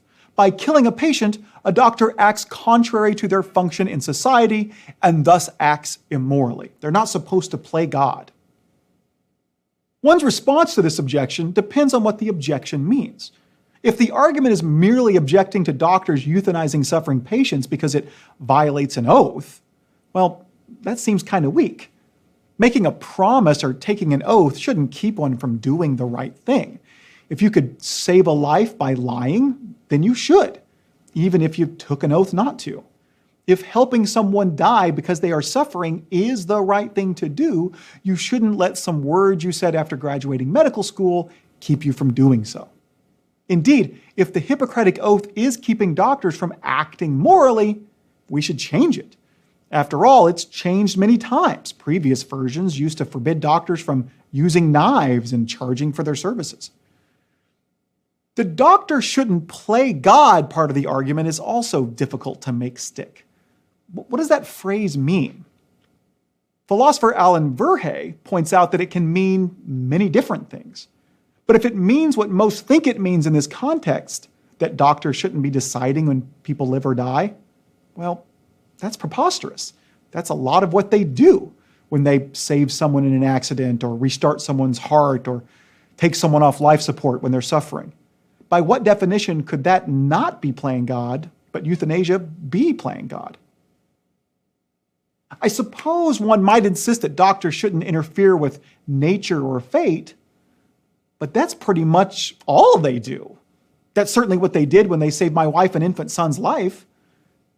Maybe the objection, though, isn't really about the oath or playing God, but simply about the function that medical practitioners are understood to play in society, about what the ends of medication and medicine are. A doctor's role, one might argue, is as a healer only. And given that role, it would be just as immoral for a doctor to end the life of someone suffering as it would be for a lawyer to do so. But the advocate of euthanasia can respond in two different ways. Given medical advances, maybe it's time to reevaluate medicine's role. After all, like their oath, the role of doctors is ever-changing. There have been major advances, for example, in pain relief. But if a doctor's role is only that of a healer, to prescribe painkillers to a terminally ill cancer patient would be wrong because it doesn't help them heal. Perhaps doctors should instead be seen as those who help us deal with illness in the best way possible. And sometimes euthanasia could be the best way. An alternate response would simply suggest the establishment of a new profession and industry, divorced from medicine, whose only job is to evaluate when euthanasia is warranted, and if so, administer it. This would include always making sure people making the decision are of sound mind, that the action is desired and warranted, and that it's done painlessly. By this logic, if legislation to legalize voluntary euthanasia is passed, it should also ensure the training of technicians and the establishment of euthanizing centers like we saw in Soylent Green.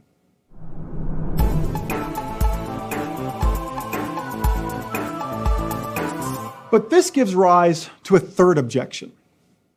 The legalization of euthanasia would lead to its overuse. Despite our intentions, it might turn into something that's involuntary. But again, the strength of this objection depends on what it means.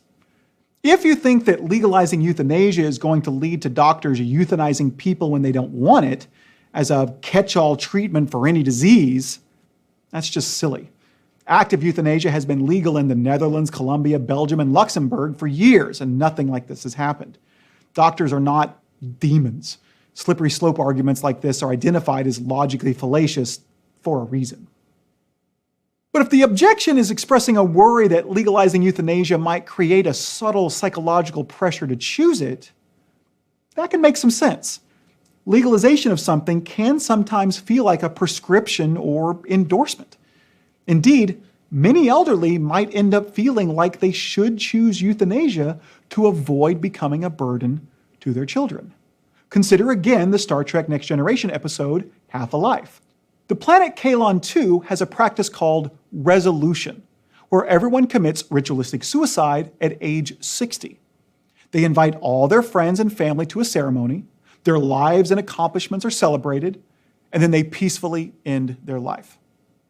Listen to Dr. Timmerson, a 60-year-old Kaylonite, defend the practice.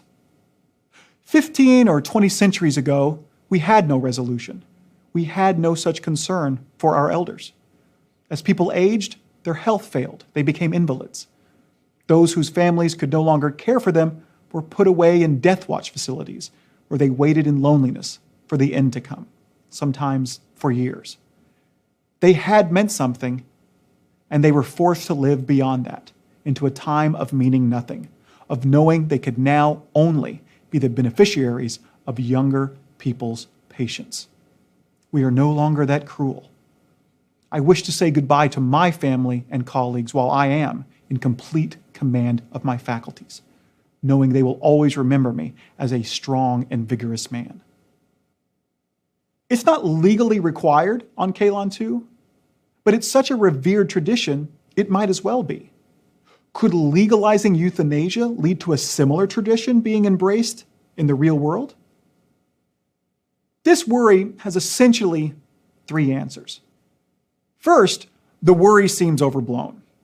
More people might choose euthanasia than otherwise would. That's to be expected when things become legal.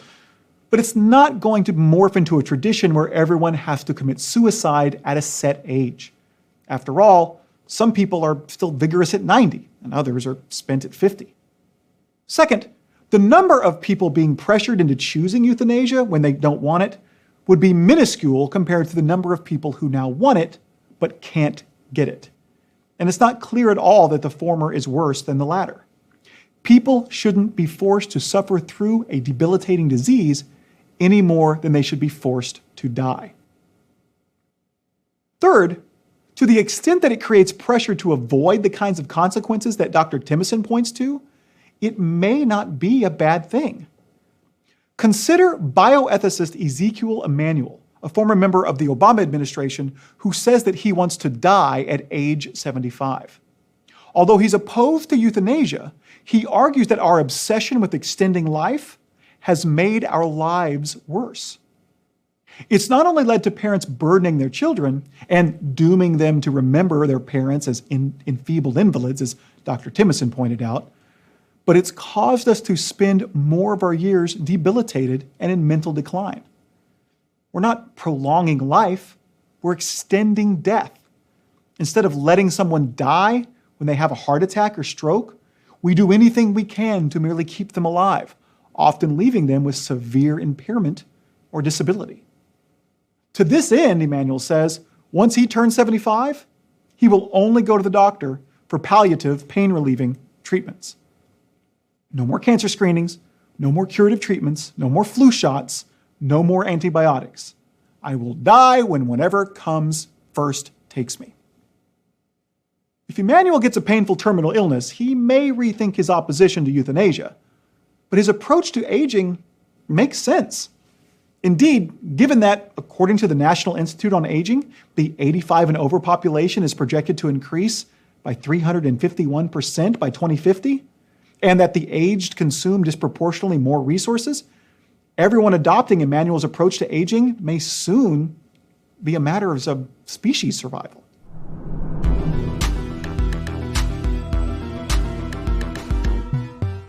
But this brings us back to the question of overpopulation. Supposing that legalizing voluntary active euthanasia is morally permissible, would it be effective as a means of population control? This is actually an empirical question, and it turns out the answer is no. This perhaps is not surprising. After all, it didn't seem to be working too well in Soylent Green. But the reason why it doesn't work in the real world is that increased longevity is not what causes overpopulation. It's increased birth rates. As evidence of this, we need to only look at existing population projections. Although population projections for the globe aren't settled, we do know that overpopulation will be a problem in certain locations. But these locations are not in developed nations with medical and technological advances that extend longevity. They are in developing areas where life expectancy is low because they lack adequate access to modern medicine and other advances, like vaccines and clean water technology. In fact, in developed countries like those in Europe and East Asia and the Americas, where life expectancy has increased dramatically, native population growth is actually declining. Why? Because the birth rate is below 2.1 children per female, what's necessary to maintain a steady population. But in developing nations such as India, Pakistan, and Egypt, the birth rate is higher and thus population is expected to rise, even though life expectancy is lower. In sub-Saharan Africa, the birth rate is so high that the population is expected to quadruple from 1 billion to 4 billion by 2100. Food shortages are not the only problem such overpopulation issues create. Overpopulation causes more environmental pollution, unemployment, economic stagnation, crime, and political instability. Consequently, overpopulation in developing nations isn't just a humanitarian crisis. It will make climate change worse, create migration and refugee problems, destabilize the world economy, and cause global political turmoil. Developed nations will be affected too.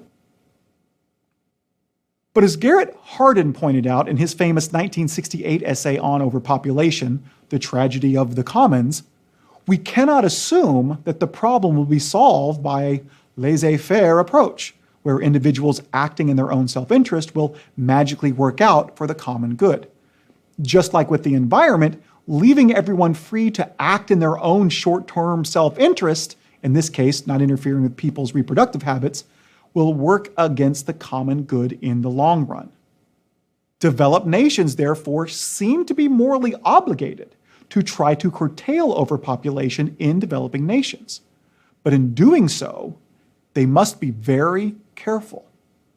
Not only are there concerns about imperialism and colonialism and the destruction of native cultures, but they also must choose a means of population control that is both effectual and moral. And that's not always easy. According to Hardin, there are two approaches, coercive and passive. Coercive methods are those like China's one-child policy. A law is passed that penalizes women or families for having more than a set number of children. Passive methods make birth control readily available, but give people the freedom to choose to use them or not. Each method comes with drawbacks. The drawbacks of coercion are obvious. Not only do they limit reproductive freedom, but how can something like a one-child policy even be enforced? Financial penalties would just simply restrict poor families from having multiple children. To be effective, they'd have to be enforced with state-mandated abortions for second pregnancies. But even if you're pro-choice, that probably sends a shiver down your spine. It's one thing for a woman to choose to have an abortion. It's another thing for one to be forced on her by the state. Coercive methods are effective, but clearly immoral. The problem with passive methods is the reverse. Because people can choose for themselves whether to use the newly available birth control, such methods do not infringe on bodily autonomy, but because some will not comply, such efforts can be ineffective. As Hardin suggested, because choosing to have large families is often what we might call an inherited trait, children in large families often have large families themselves, over time, most of the population will be opting out. But there may be a middle ground solution. The reason developed nations have lower birth rates is primarily because of the freedom, power, education, and economic opportunity that women have in developed nations. It turns out that if a society still doesn't think that women should be educated or have jobs, or sees women primarily as caregivers whose place is only in the home, or doesn't give women a choice as to whether they are going to be pregnant or not, or even give them anything else to do but be mothers, even if women have access to birth control in that situation, birth rates will still soar. But when a society empowers women, when it educates women, encourages them to have careers, sees them as more than just caregivers to children, and gives them the choice and ability to avoid pregnancy or childbirth while still being sexually active, birth rates plummet. So, when coupled with educational programs, especially those that focus on women, and the cultural changes that accompany them, passive population control methods like making contraceptives, birth control, and abortion readily available can be effective.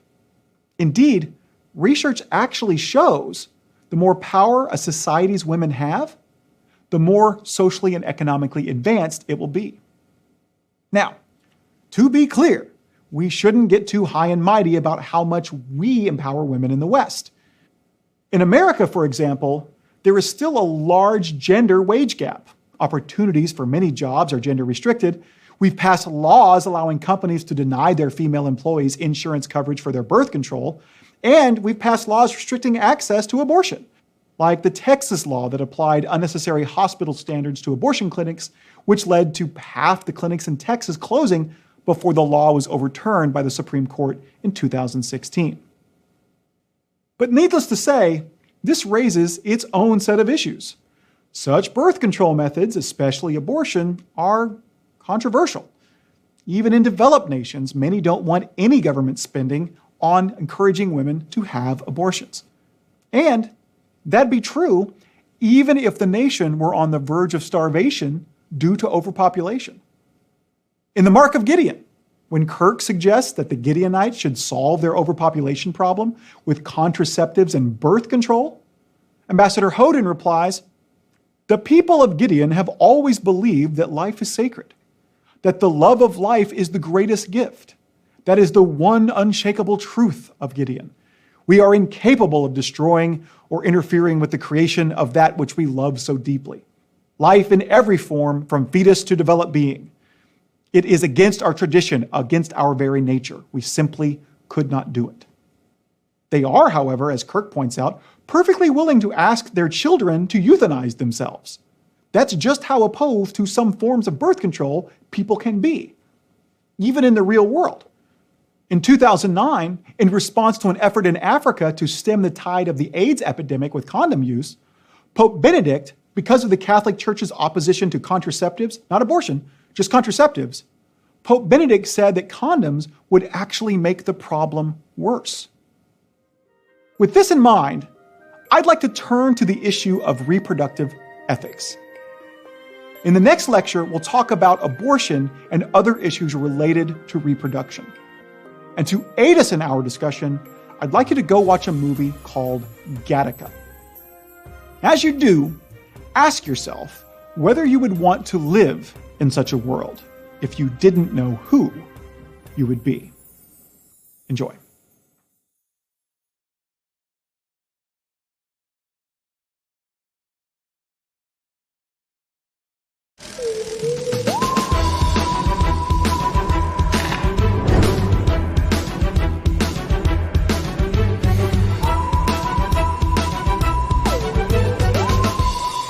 Last lecture, we discussed overpopulation and realized that efforts to reduce birth rates, like contraception, birth control, and access to abortion, are the only practically effective means.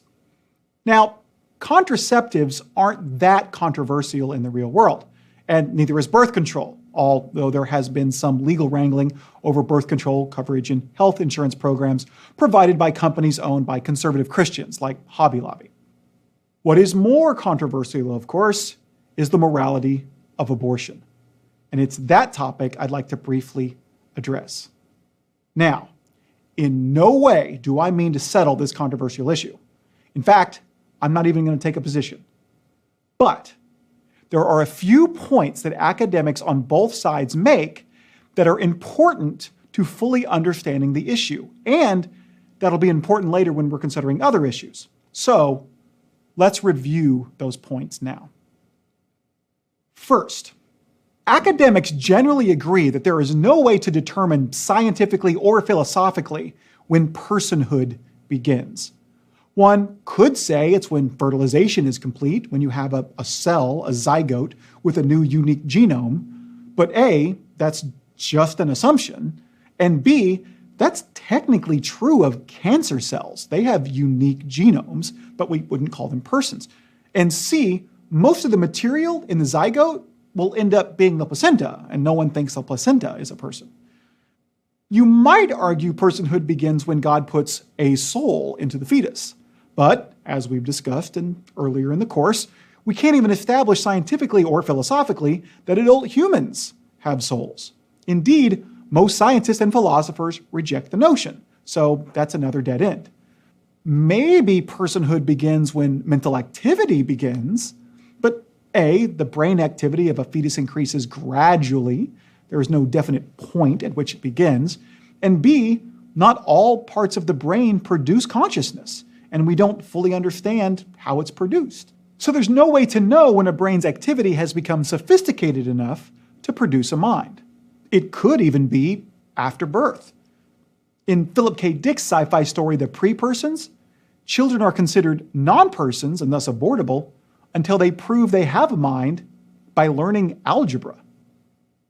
Dick intended this story to be pro-life, but it demonstrates nicely that anyone's belief about when personhood begins is just an assumption.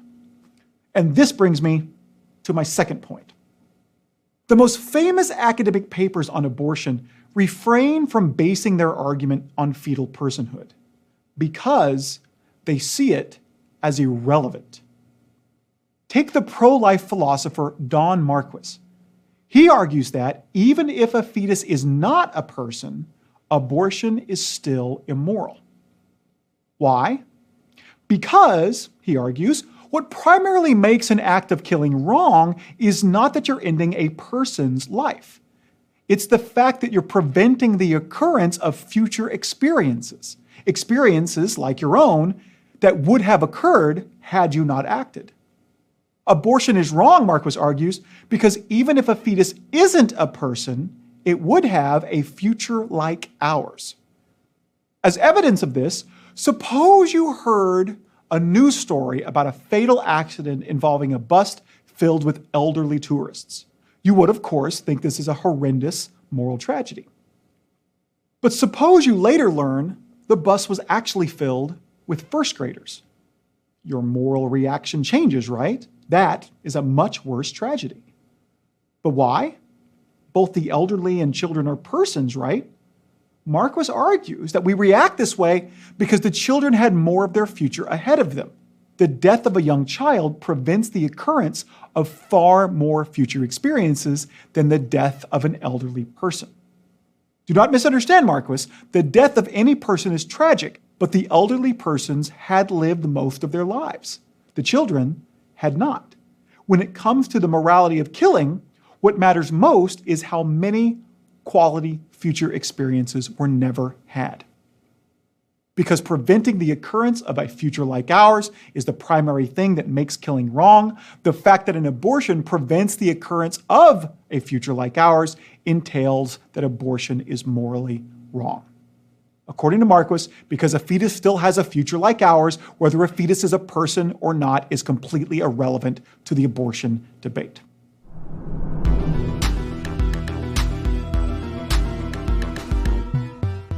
On the flip side, philosopher Judith Thomson also agrees that fetus personhood is irrelevant, but she comes to the opposite conclusion.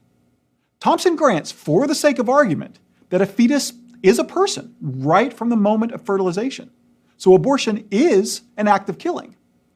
Despite this, she argues, abortion can still be and often is morally acceptable, just like killing in self-defense can be. Why? This brings me to my third point. The crux of her argument relies on the common intuition that persons have a fundamental moral right to use their own bodily resources as they see fit. Indeed, Thompson argues, this right is so fundamental that it outweighs any other person's right to life. As evidence of this, and that we share this intuition with her, she imagines a sci-fi-like scenario in which you have been kidnapped by fans of a famous violinist. You awake to find that they have plugged his bloodstream into your kidneys by means of some futuristic device to keep him alive. And it will take 9 months for his body to heal, and if you unhook yourself from him, he will die. Thompson observes that, across the board, people agree that you are not morally obligated to stay tethered to the violinist. It'd be nice if you did, but it wouldn't be wrong if you didn't, even though it would kill him if you disconnected. You have a right to choose to use your own body as you please, even if it would cost someone else his life. It's for this same reason that you're not obligated to go down to the hospital right now and donate your kidney to whichever patient can't live without it. And it's for this reason, Thompson argues, that a mother can terminate a pregnancy if she so chooses, even if a fetus is a person. A mother has just as much right to use her uterus as she sees fit as you do to use your kidney as you see fit, even if it will cost someone else their life. Now, the debate gets really controversial after this. After all, unlike in the violinist example, when a woman gets pregnant, it's usually at least partially the mother's fault that the fetus needs her uterus to survive. So one might argue that since the mother knew pregnancy was a possible outcome of having sex, she is morally obligated to carry the fetus to term. It is a moral rule. When one knowingly takes a risk, one has to pay for the consequences of one's actions, especially when that risk endangers others. But others will argue that this isn't actually a moral rule. Suppose I get into a 2-car accident on the interstate. Now, I knew an accident was a possibility when I got on the interstate, and I could have taken side roads, but I didn't. Would I be obligated to give the other driver my kidney if he needed it to survive? On one hand, I knew the risks, but on the other hand, it's my kidney. Notice that your answer likely turns on how safe I was while driving.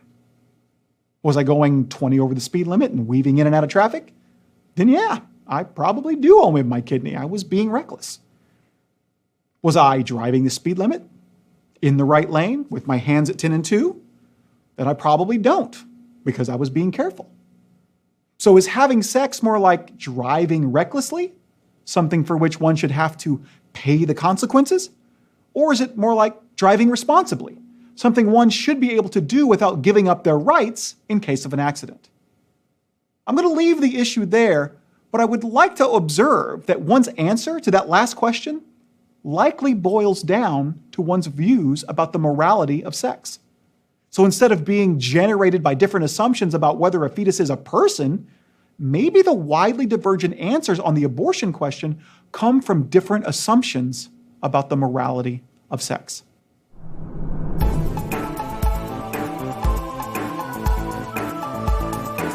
But the topic of reproductive choice also generates discussion about how much freedom parents should have over the genetic makeup of their babies. This used to be a non-issue. The genetics of a child was just random. But technology is now being developed which can treat genetic defects in the womb. It seems likely, therefore, that we will soon have the capability of choosing a child's particular attributes. But should parents be able to do this? Select aesthetic physical attributes like eye and hair color, or things like intelligence and strength? What about enhancements that go beyond our current stage of evolution, like wings or superintelligence?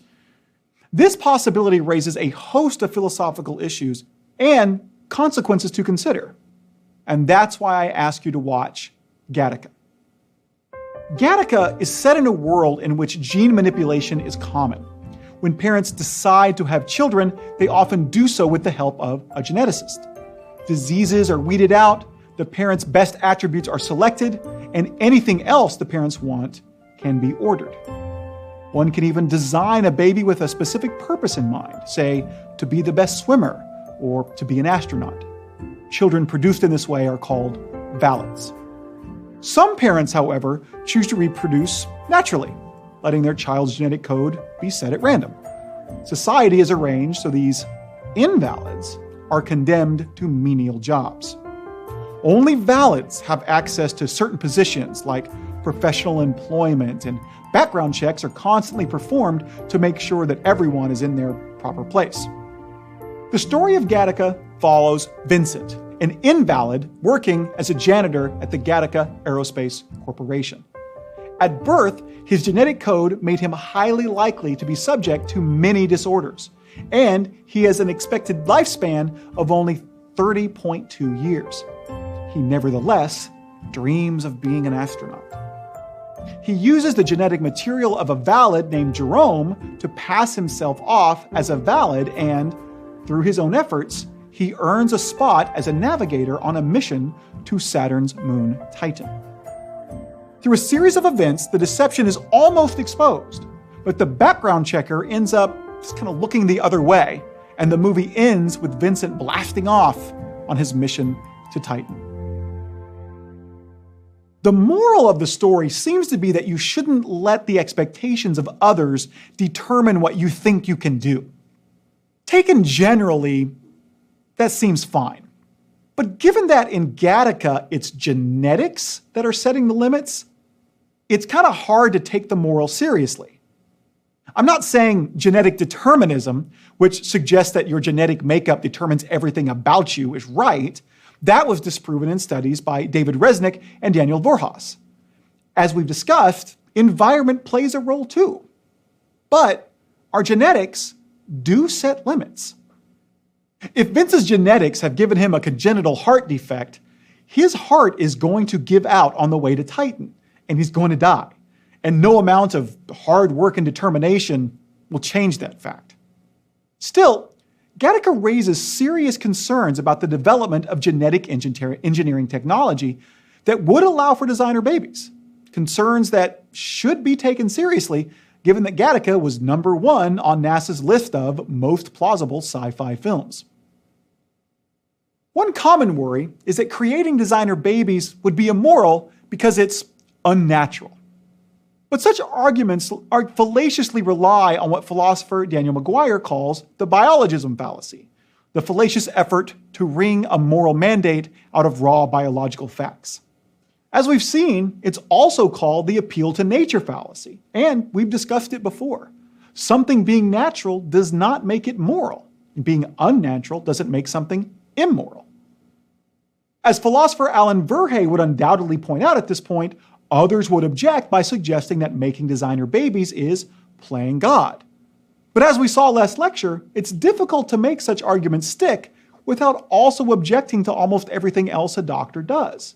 Certainly, if ridding a fetus of a birth defect isn't objectionable on the grounds that it's playing God, then our objections to designer babies need to be much more sophisticated. One candidate is inspired by theologian and ethicist Gilbert Melander, which expresses a worry that designer babies would be viewed by their parents as commodities rather than persons, something made, not begotten, a result of science and not love.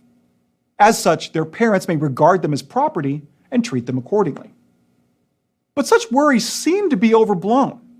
Children are already made, not begotten, for example, through in vitro fertilization, and their parents don't treat them as property. Indeed, studies by Susan Gommelbach, director of the Center for Family Research at the University of Cambridge, have shown that, on average, the quality of parenting in families who use in vitro fertilization is actually superior to those who reproduce naturally. And this makes sense. Aren't parents better parents if they want to be a parent? And no family who seeks out in vitro fertilization ends up with an unwanted child. After all, parenting is a social role, not a genetic one. As it's often said, anyone can father a child. It takes real work to be a dad. One legitimate worry is expressed by Marcy Darnofsky from the Center of Genetics and Society in California. If the design is too specific, the child's freedom could be restricted. It's a closing off of the children's future, she says. In Gattaca, Jerome was designed to become the world's best swimmer, and his failure to do so drove him to throw himself in front of a car. But this would not be a reason to ban designer babies. After all, some parents already do this, demanding that their child become a doctor or play their favorite sport. Although it's regrettable, it's not a reason to keep such parents from procreating. It'd be best if future parents were general with the enhancements they choose, better athleticism, more intelligence, and let them decide for themselves what to do with their enhanced abilities. But it'd be going a bit far to prohibit specific enhancements by law. Another legitimate concern is raised by the work of Juan Enriquez and Steve Goulans in their book, Evolving Ourselves. Once such practices became common, and thus our evolution as a species became dictated by what they call unnatural selection and non-random mutation, a new species would arise. The old-style humans would be obsolete, replaced by their genetically superior descendants, what they call Homo evolutus. But this wouldn't necessarily be a bad thing. It is unfortunate, of course, even in a moral sense, when a species becomes extinct, but not when a species transforms into another. That's progress. That's how humans came to be. If the genetic line of humans just ended, that would be sad. If it turns into something better, more intelligent, less violent, more durable, more capable of living a full life, that would be something to be celebrated. Indeed, Oxford philosopher Julian Savulescu argues that parents doing in vitro fertilization who are selecting among embryos have a moral obligation to select those most likely to have the best life based on available genetic information. By the same logic, you might argue that we are obligated to do all we can to improve the species. As Enriquez points out, it may be the only way we are one day able to travel among the stars. It may be key to our species' survival. More worrisome are the short-term effects that we see in Gattaca. If the technology was not universally available, you would quickly see society divided into two segments, the valids and the invalids, the haves and the have-nots, with prime jobs and positions reserved for the valids. Worse still, initially, such technology would only be available to the very rich. This would give their children an even greater advantage in society than they already have, greatly widening the gap between the rich and the poor. Which brings me to the question I ask you to consider while watching Gattaca. Would you want to live in the society Gattaca depicts if you did not know who you would be? It seems not, because you could just as easily be a valid as an invalid. Recall John Rawls's argument. You determine the fairness of a society by determining whether you would want to enter it if you did not know which person you would be. And it seems a society depicted in Gattaca doesn't fit the bill. It is certainly not one that adheres to Rawls' principles of justice. Better genetics would afford some more liberty than others, and the societal inequalities that exist would not benefit the least advantaged and would not be attached to positions open to all. And this could happen not only within a society, but also the world. If one nation had such technology but another did not, you would quickly see monumental inequalities in power and corresponding abuses of that power.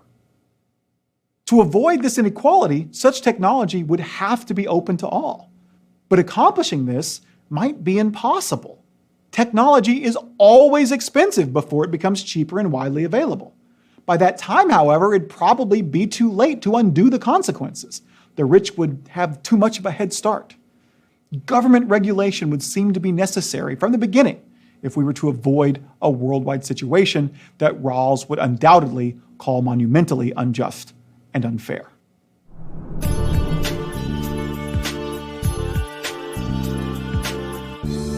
But what if sexual reproduction is not an option?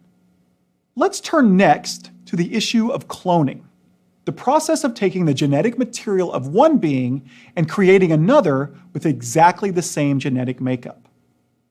This could not only provide infertile individuals with the opportunity to reproduce, but even give us the ability to replace people who have suffered untimely deaths.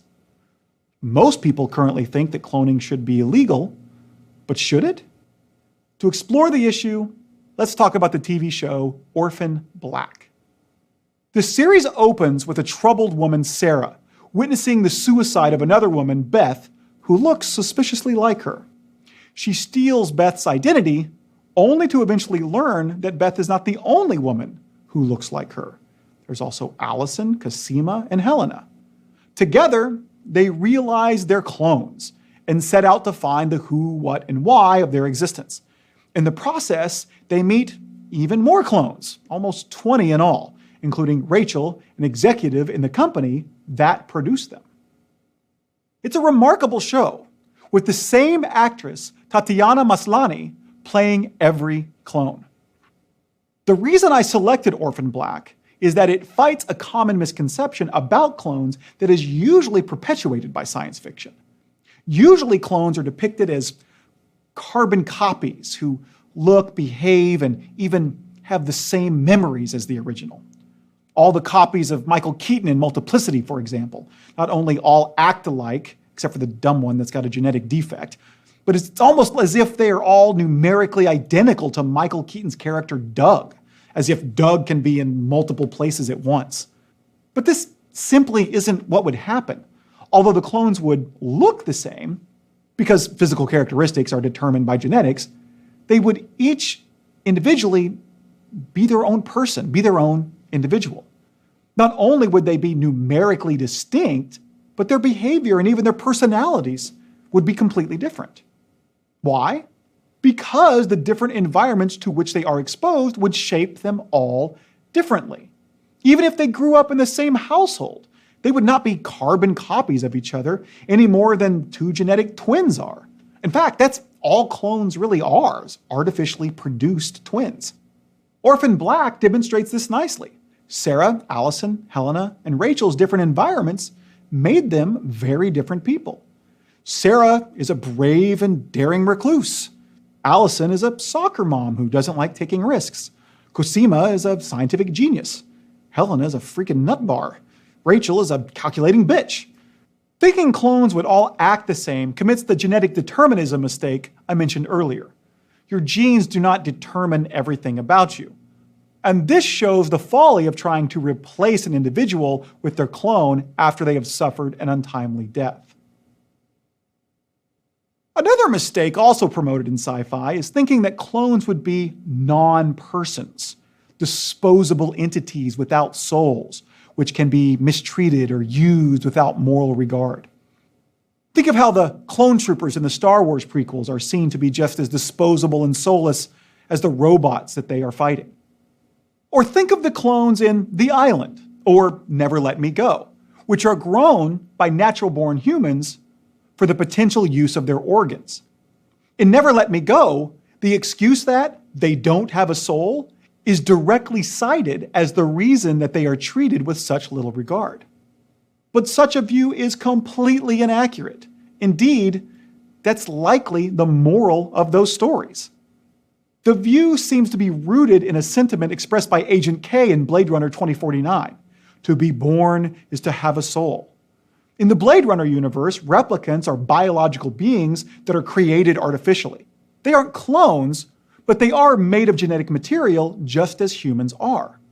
But since they are constructed rather than born, they are considered to be soulless, to not have feelings, and thus are essentially treated as slaves. Replicants who rebel are put down like dogs by Blade Runners. But the idea that being born is necessary for someone to have a soul is ludicrous. First of all, as we've discussed numerous times before, the idea that souls exist is widely rejected by academics. And even if the soul did exist, why would being born be a necessary condition for having one? Wouldn't having a functioning brain be the more likely candidate? Indeed, if souls do exist, and that is where decisions are made and emotions are felt, if souls account for all human-like behavior, how could a replicant or a clone behave like a human unless it had a soul? Of course, the real question is whether replicants or clones would have minds. But of course, they would. They would have functioning brains. The fact that they're constructed rather than born wouldn't keep their brains from doing what they need to do to produce consciousness. Now, we might argue that even if clones are minded, you could create a clone of yourself for backup organs because you're allowed to use your own body, including your DNA, as you see fit. Recall from the abortion discussion earlier when Judith Thomson argued that we have a fundamental right to our bodily resources. According to this argument, your clone would belong to you because it is made of your genetic material. But this argument seems pretty weak. Your right to your body means that someone else should not be able to clone you without your consent. That makes sense. But if you voluntarily create a clone, it would be its own individual, with its own mind and thus its own rights. You could not own your clone any more than one twin could own another. And you would have no more right to your clone's bodily resources than your clone would have to yours.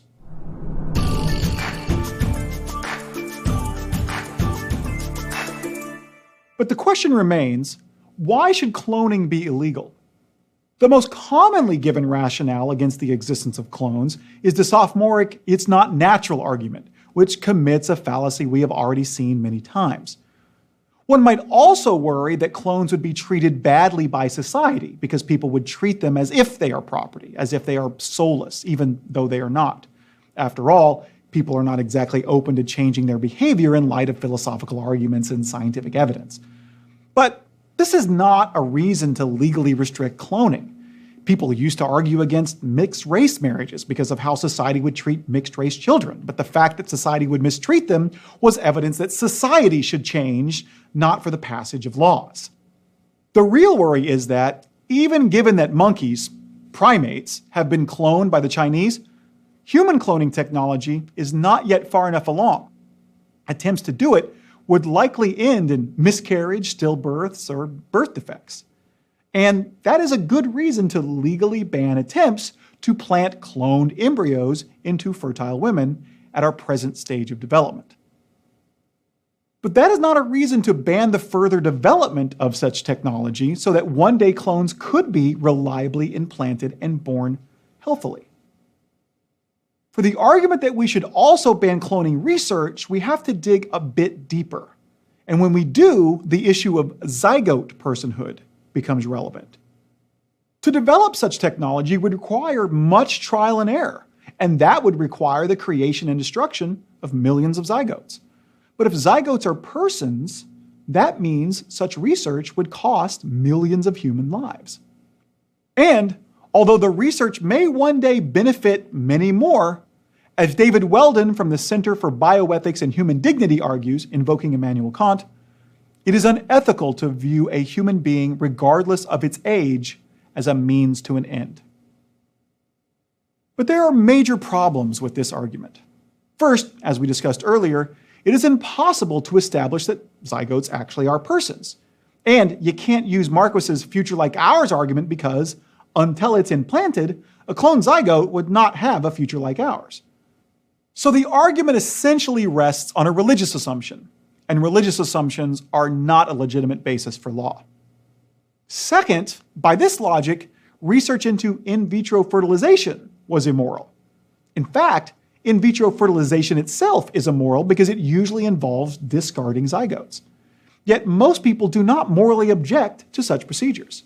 They have, after all, provided many people with children they could not have otherwise had. And third, if zygotes are persons, research into cloning would not be any more detrimental to human life than natural biological reproduction.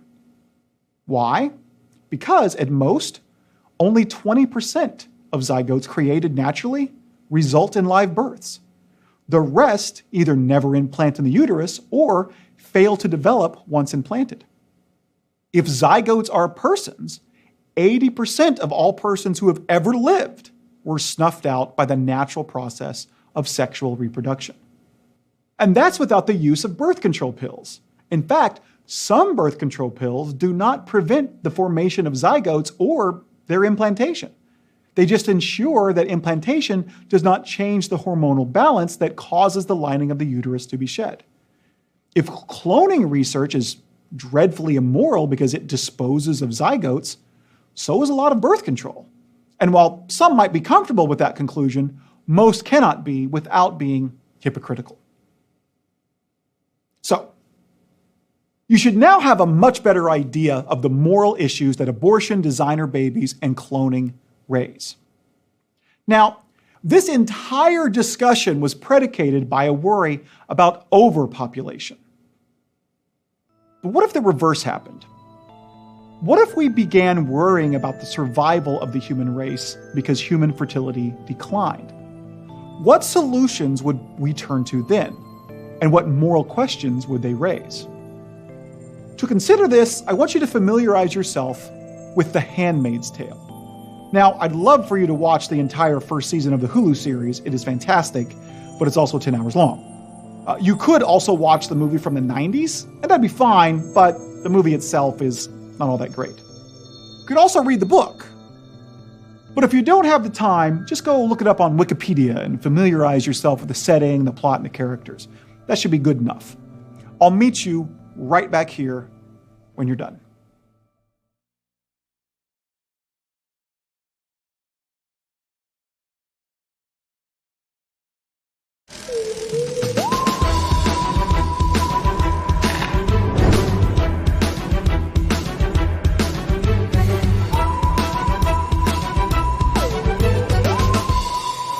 Our previous discussion of overpopulation and reproductive ethics led us to also wonder what would happen if underpopulation became a problem. And that leads us to a discussion of The Handmaid's Tale by Margaret Atwood.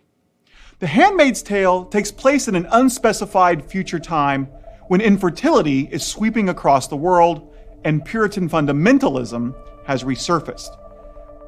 These new Puritans see the infertility as God's judgment on a secular society, in which women dressed like sluts, engaged in sex purely for pleasure, and avoided the consequences with birth control and abortion. To take control of the government, the Puritans assassinated the president and Congress, and then blamed Islamic fundamentalists.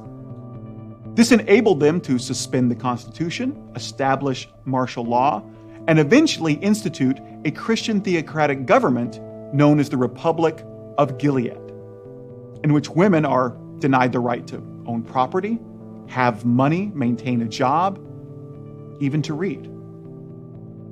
All women not with their first husband are considered adulterous wards of the state. The few who are fertile are re-educated in boot camp-like red centers, where they're cruelly indoctrinated into their duty to God and country to ensure the survival of humanity by bearing children for the elite of the theocratic government.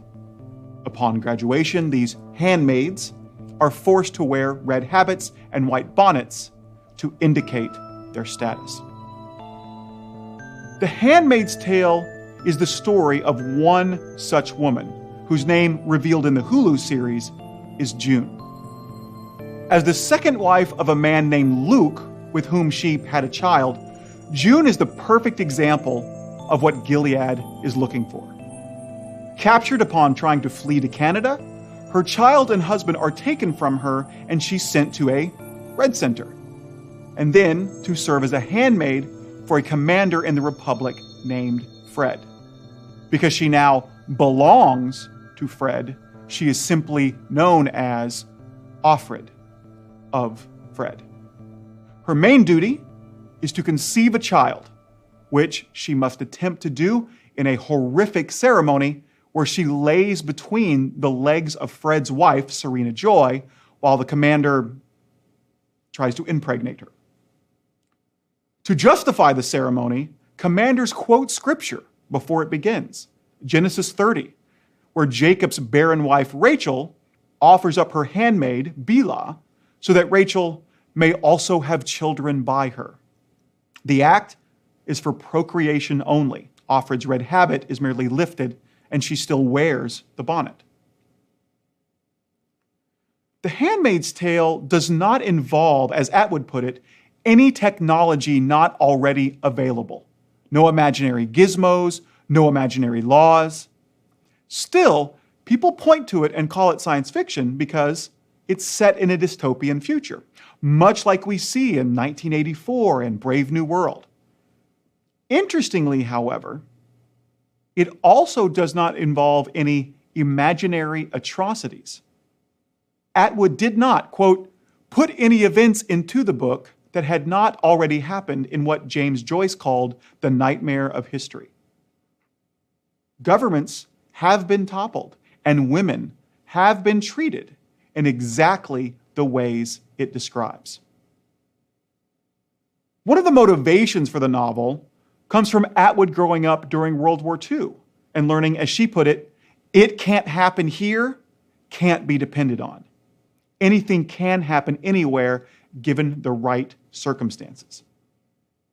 Since The Handmaid's Tale depicts the plight of women in an abusive patriarchal society ruled by religious fundamentalists, the two most common questions people ask Atwood about The Handmaid's Tale are, according to her, is it feminist?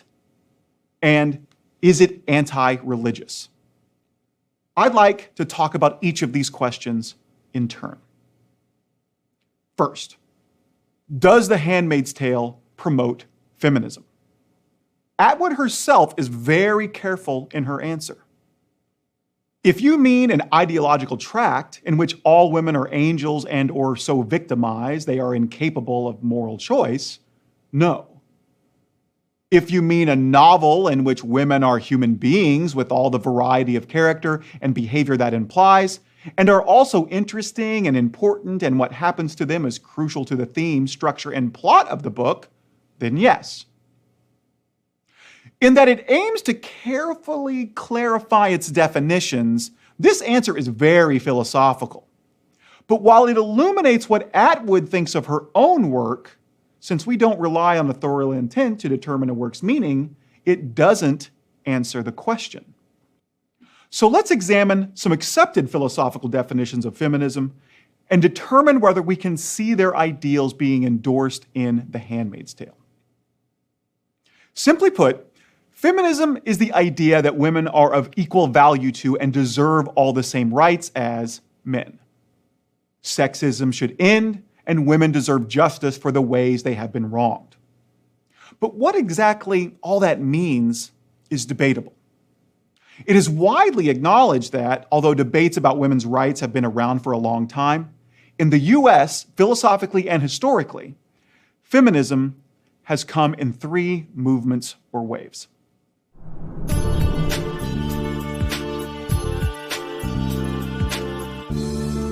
First wave feminism's breakout moment was the Seneca Falls Convention in 1848. Written primarily by Elizabeth Cady Stanton, the convention's Declaration of Sentiments argued that women and men were naturally equal and proposed a political strategy by which women could attain equal access and opportunity in the political system. First-wave feminism is most closely associated with women's suffrage and is generally thought to have ended when the 19th Amendment passed, giving women the right to vote. But first-wave feminists also founded the temperance movement, trying to protect themselves against domestic abuse at the hands of alcoholic husbands, and fought for the abolition of slavery. After all, both women and slaves were fighting against white male dominance, and many famous first-wave feminists were women of color, like Maria Stewart and Frances Harper and Sojourner Truth. Arguments for suffrage were diverse. Some, most likely men, argued that women would improve the political process because of their natural domestic and maternal disposition, and that giving them the right to vote would make them better perform their God-given roles as housewives and mothers. Others, most likely women, argued that women should have the right to vote because they are innately morally superior to men.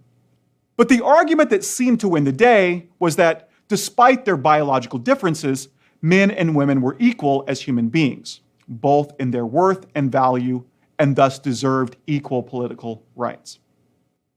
Clearly, The Handmaid's Tale endorses first-wave feminist ideals. In Gilead, women have been robbed of all the rights the first wave acquired. The place of women is once again in the home, only in the home, and reproduction and the care of husbands and children is their only role. Men dominate and control society and women like Puritans did in the 1600s. One moral of the story must be to not take the accomplishments of first-wave feminism for granted.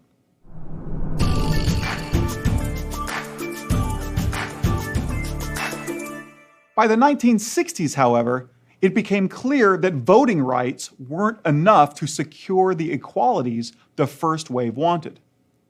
Second-wave feminism began in 1963, when Betty Friedan published The Feminine Mystique and called attention to the plight of college-educated homemakers who were unsatisfied in their dull domestic life of serving food, cleaning clothes, and making beds.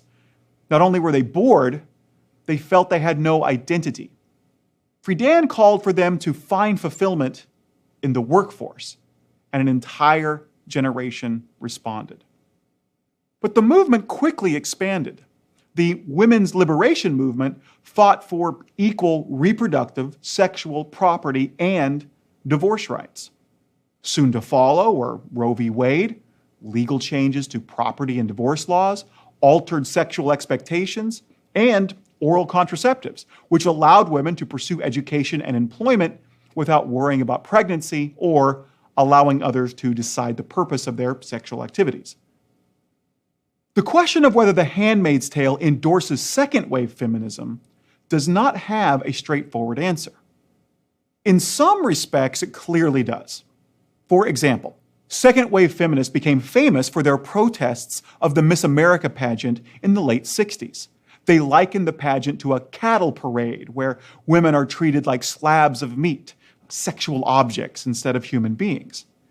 In Gilead, women are treated essentially the same way, especially the handmaids, as breeding stock. Their worth is determined by their fertility rather than their humanity. The aunts who run the Red Centers even tag the ears of handmaids and use cattle prods to keep them in line. "We are for breeding purposes," Offred says in the novel. "We are two-legged wombs, that's all." In other respects, The Handmaid's Tale vilifies second-wave feminism. Take Offred's mother.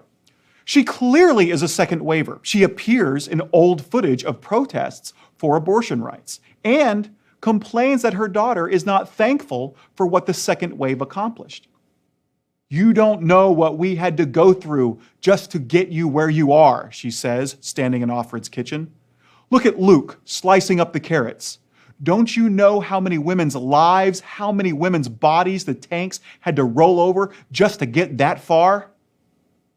And yet, Offred's mother's second-wave feminism is vilified. Offred's mother even complains about it herself, about how some of her fellow second-wavers tried to shame her for having a child. Ironically, she in turn tries to force her version of feminism on Offred.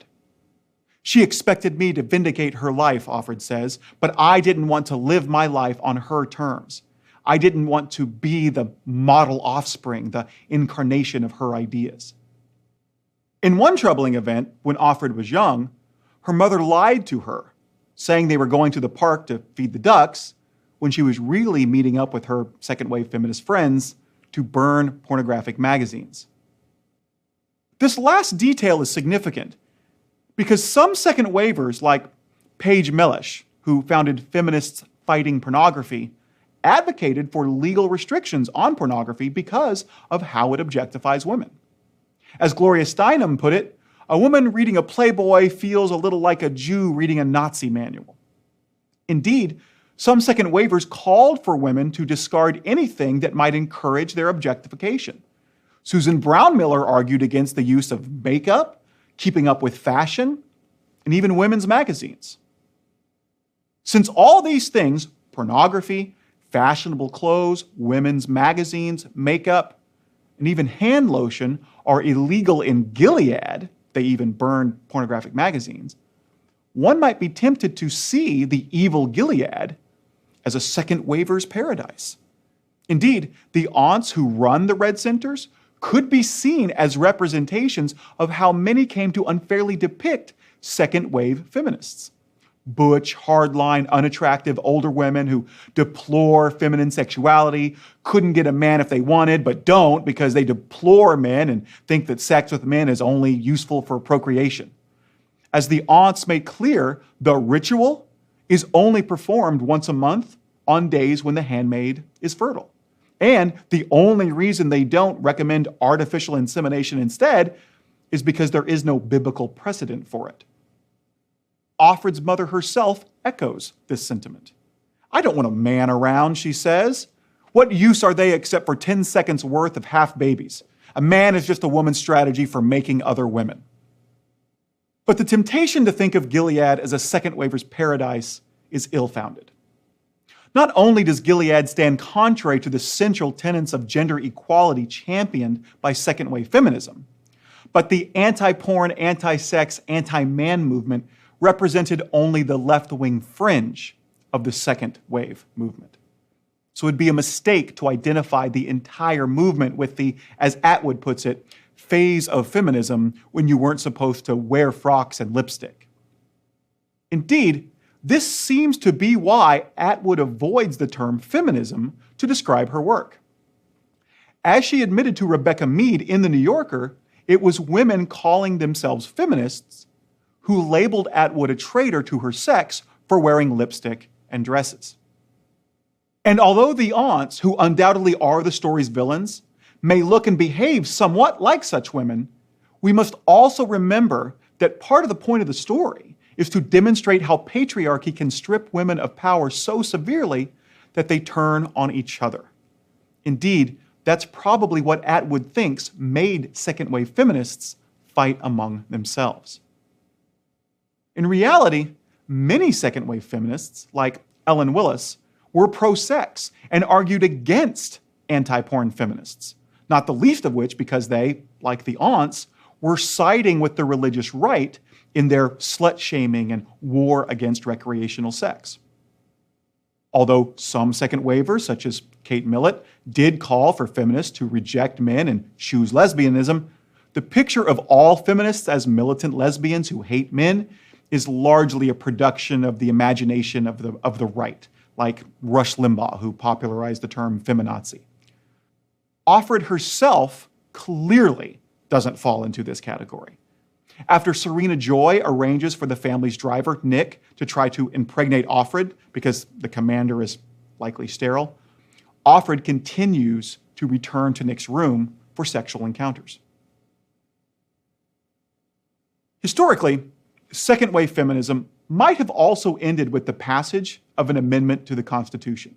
In this case, the Equal Rights Amendment, the ERA, which would have guaranteed legal equality for the sexes regarding employment, property, and divorce. But, although it passed both houses in the late 1970s, a conservative backlash after the election of Ronald Reagan, led by Phyllis Schlafly, kept the ERA from receiving the necessary ratifications from the states. So exactly when the second wave ended is a matter of debate.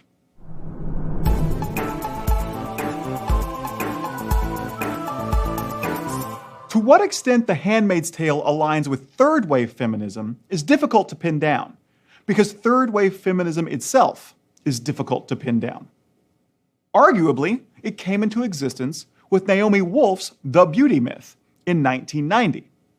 Or in 1992, when, in response to calls for a post-feminism era in the New York Times after the Anita Hill hearings, Rebecca Walker wrote in Ms. Magazine, "I am not a post-feminism feminist, I am the third wave." There is no select leader of third wave feminism, however, and no one set doctrine or goal. Perhaps because, given the era, its ideas largely spread online. As Dr. Charlotte Krotlug puts it, third wave feminisms are defined not by common theoretical and political standpoints, but rather by the use of performance, mimicry, and subversion as rhetorical strategies. Indeed, some of the major players in third-wave feminisms include riot girl bands like Bikini Kill and activist performance artists like Pussy Riot and Guerrilla Girls. One thing most third wavers have in common, though, is that while they acknowledge the third wave was made possible by rights the second wave secured, they're also critical of the second wave in many ways, like how it was mainly something advocated for and by white middle-class women. Third wavers are much more aware and sensitive to the needs of minority women and gender issues in general, conversing with and advocating for the rights of gays and transsexuals. And unlike some previously discussed second wavers, third wavers do not have restrictions for how feminists must present themselves. Third wavers generally advocate for anyone's freedom to dress and act as they like, including dressing sexy and being sexual. Indeed, a woman's sexuality can be used as a means to feminine power. We see this in Atwood's novel when Offred teases two Gilead guards who, she says, aren't yet permitted to touch women. She sways her hips, hoping to turn them on. It's like thumbing your nose from behind a fence or teasing a dog with a bone held out of reach, she says. I enjoy the power of a dog bone, passive but there. Other third wave tropes abound in the Hulu episodes. The cast is notably more ethnically diverse than the novels, and it also addresses the plight of gay people. Offred's friend, Moria, is a gender traitor, that is, a lesbian.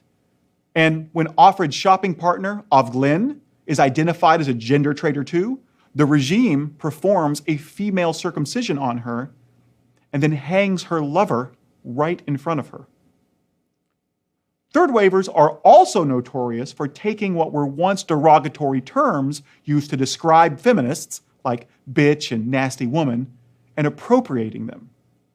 As Bitch Magazine put it, bitch is most often hurled at women who speak their minds, who have opinions and don't shy away from expressing them. If being an outspoken woman means being a bitch, we'll take that as a compliment. The Hulu series appropriates this appropriation itself. The commander's previous handmaid carved a phrase inside her closet. Nolite te bastardes carborundurum. It's a pseudo-Latin phrase in the book made up by the commander and his grade school chums that supposedly means, don't let the bastards grind you down. The fourth episode of the Hulu series ends with Offred leading a group of handmaids down the street under dramatic music and the narration, there was an Offred before me. She helped me find a way out. She's dead, she's alive, she is me. We are handmaids. Nolite te bastardes carborundurum, bitches.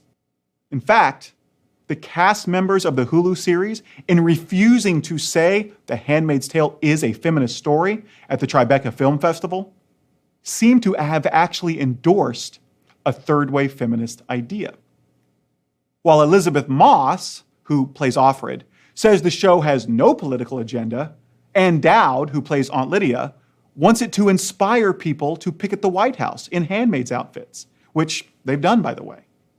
It's just a story about human struggles, Moss said, because women's rights are human rights.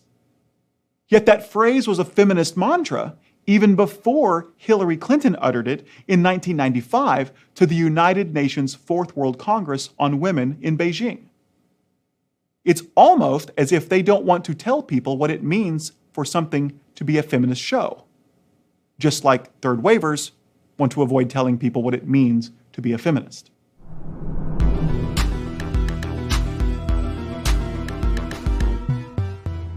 But let us now turn to the second question Atwood is asked. Is The Handmaid's Tale anti-religious? The term anti-religious is usually reserved for authors who argue against religion, such as the so-called new atheists like Richard Dawkins, Christopher Hitchens, Sam Harris, and the philosopher Daniel Dennett, whose goal is to get people to stop being religious. To accomplish this goal, apart from trying to convince people that religion has natural rather than supernatural origins and that religious doctrines like God exists are false, new atheists try to convince you that religion is dangerous. This approach is embraced most directly by Harris and Hitchens in The End of Faith and God is Not Great, where they detail the many atrocities committed in religion's name. The reason The Handmaid's Tale seems anti-religious is because the atrocities the new atheists mention mirror precisely those we see carried out in Gilead. Everything from modern-day terrorism and the horrors of theocratic regimes who sacrifice heretics and gender traitors, to the general brutalization and mistreatment of women, both in and outside of marriage. Female genital mutilation, honor killings, child molestation, restrictions on basic rights and education. Atwood insists, however, that The Handmaid's Tale isn't anti-religious. In her afterword, she points out that the resurgent Puritanism that dominates Gilead is also hunting down other Christians, Catholics, Baptists, Quakers, and some of these religions are active in the resistance to Gilead, sneaking women into Canada, for example. And Offred herself is religious, saying her own version of the Lord's Prayer in chapter 30. What The Handmaid's Tale is against, Atwood says, is the use of religion as a front for tyranny. We can see this in the show, as Aunt Lydia constantly quotes the Bible, but only the parts that are useful. Blessed are the meek, she says to Janine, leaving out the inherit the earth part before she has Janine's eye plucked out for insubordination. In the book, the Bible is added to freely because women are not allowed to read it. Blessed are the silent, a tape-recorded man adds to the Beatitudes while the girls dine. And from each according to her ability, to each according to his needs. The girls are told this is from St. Paul in the book of Acts, but that's actually a bastardized version of a phrase popularized by the communist Karl Marx, bent along gender lines to make it a command for women to serve men. Atwood's point seems to be that the elite of Gilead are not truly motivated by Scripture. They use it and people's loyalty to it to secure power. What's more, the Gilead elite don't really believe the religious doctrines they profess. The commander is a founding member of the regime that banned prostitution, extramarital sex, women's magazines, and women's literacy. Yet he invites Offred to play Scrabble, gives her women's magazines, and takes her to a brothel called Jezebel's, frequented by the elite, to have sex with her behind his wife's back. And so, the argument goes, religion's not dangerous, it's just its misuse that's dangerous. Indeed, those who misuse it aren't really religious, they're simply hungry for power. But it's not clear that this argument works, especially in the real world. First, it seems unlikely that those who do evil in the name of religion don't really believe the religious doctrines they espouse. The Puritans in Salem probably wouldn't have burned women as witches unless they actually believed in witches. Most suicide bombers probably wouldn't volunteer for suicide unless they actually thought it guaranteed them an afterlife with 72 virgins. Evangelical Christians wouldn't undermine science education by demanding equal time for young earth creationism unless they actually believed the earth was only 6,000 years old. It's not just a grab for power. Second, even if religious leaders aren't true believers and are merely manipulating people to gain power, that wouldn't mean religion isn't dangerous. After all, the populace couldn't be so easily manipulated if it weren't for its religious beliefs. Puritanism couldn't take hold in a population made up of atheists. The question is whether society would be better off without religion, and if a lack of religion would make it less susceptible to such manipulation. And the answer would seem to be yes. Now, to counter this, one might point to historical examples where people were manipulated to commit atrocities without the use of religion, like in Stalin's Russia and Pol Pot's Cambodia or the Kim family's North Korea. But there are two things to say in response to this. First, the argument isn't that a lack of religion would make it impossible to manipulate people, just that it would make it much harder. To think that the inability to completely eliminate something is a reason to do nothing about it commits what I call the all or nothing fallacy, a variety of a false dichotomy. Yes, some leaders might still find ways to manipulate people, but if religion makes society more susceptible to such manipulation, it's dangerous. Second, it's not clear at all that Stalin, Pol Pot, and the Kim family did not use religion to manipulate people. Yes, their communist ideologies were based in a Marxist materialistic naturalism, but to solidify their power, these tyrants essentially invented their own religion that made them and their government the objects of worship. Take North Korea, where the Kim family created a religion known as Juche that literally worships them as gods. Their people actually believe them to be perfect and flawless, even capable of incredible feats like walking at 3 weeks old and talking at 8 weeks, driving at age 3, winning yacht races at age 9, writing 1,500 books in 3 years, writing the 6 best operas in 2, and, I kid you not, never going to the bathroom. Kim Jong-il even supposedly shot a 38 under par the first time he played a round of golf, which included 11 holes in one. The new atheists criticize all forms of blind devotion and willful ignorance. It's not just supernatural beliefs that are dangerous, but the thought processes that generate and protect them. Even if they don't consider Stalin and Pol Pot's cult of personalities to be religions per se, the new atheists do at least consider the religious thinking that makes such cults possible just as objectionable.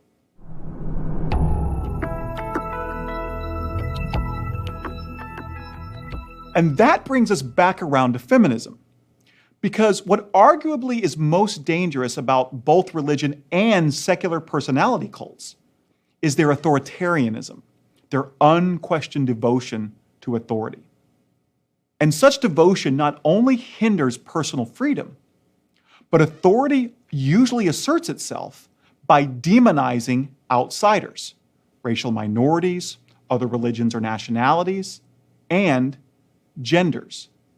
And the most effective way to do this is by entitativizing them, treating the entire group as an entity as if every member of the group is exactly the same. Consider how every handmaid wears the same red dress and white bonnet. The barren wives all wear the same blue dress. The aunts, the same brown suit. The Marthas, the econo wives, each member of each group wear the same thing. The message is clear. They are all the same. The fallacy involved is called hasty generalization. You cannot generalize about an entire group based on a small or unrepresentative sample. But feminists maintain that this is a primary way the patriarchy exercises its power against women. If Bob can't solve a math problem, we're likely to conclude that Bob is bad at math. But if Wendy can't, it's because all women are bad at math. And will do the same thing for driving, decision-making, whatever is necessary to restrict their power.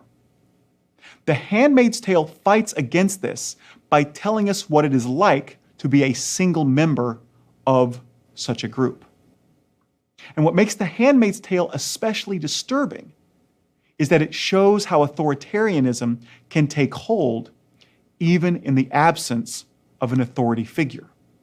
The Puritanism movement that generated Gilead seems to have arisen organically. Its leader is never even mentioned. Indeed, this seems to be how many of the patriarchal assumptions in society have taken hold in the world. No one person declared that women can't vote or should be restricted to household duties. Societal assumptions about the abilities and role of all women simply became entrenched. And it's not just about women. As third wavers often say, patriarchy hurts men too, by, for example, instilling unrealistic, toxic expectations regarding masculinity. Real men don't cry, they must be dominant and self-reliant. And it's not just the patriarchy. Feminists can be guilty of this too. Like how Offred's mother thinks that all men are only good for their sperm. Or in the real world, how trans-exclusionary radical feminism rejects all transgender women because they think they are simply men appropriating femaleness and disempowering women. But what I think is most challenging about The Handmaid's Tale is how it forces us to wrestle with our own complicity. Complicity with the beliefs, assumptions, and power structures that make the kinds of exploitations we see in the book possible. Whether it be unjustified assumptions about gender or religious beliefs that damage society, to the extent that one participates in such things, thus keeping them alive, it seems that one is morally culpable, at least to some degree. In Virginia, a murder by mob law holds that if you are participating in a riot and another rioter murders someone, you can be criminally charged. The law relies on a concept called guilt by association. And such guilt can be especially pronounced if, for example, someone who belongs to the same religion as you does wrong in the name of a religious belief that you yourself hold. It would seem to follow that if, as the new atheists argue, religion does more harm than good, perhaps one should choose to no longer prop it up by being a member. So, although Atwood did not intend for The Handmaid's Tale to be anti-religious or feminist, we can see why it's perceived that way. But when we think of philosophical criticisms of religion, we usually think of Friedrich Nietzsche, who said that God is dead and rejected the notions of good and evil. But he went on to suggest that such a rejection could lead one to become the Übermensch, the Superman. And it is with this idea and its relationship to one of the greatest sci-fi films of all time that I wish to close the course. So go and watch Stanley Kubrick's 2001: A Space Odyssey. And as you do, don't ask yourself anything specific. Just consider the three very different acts of the film and see if you can figure out what the message of the film is. If you have trouble, consider reading the book.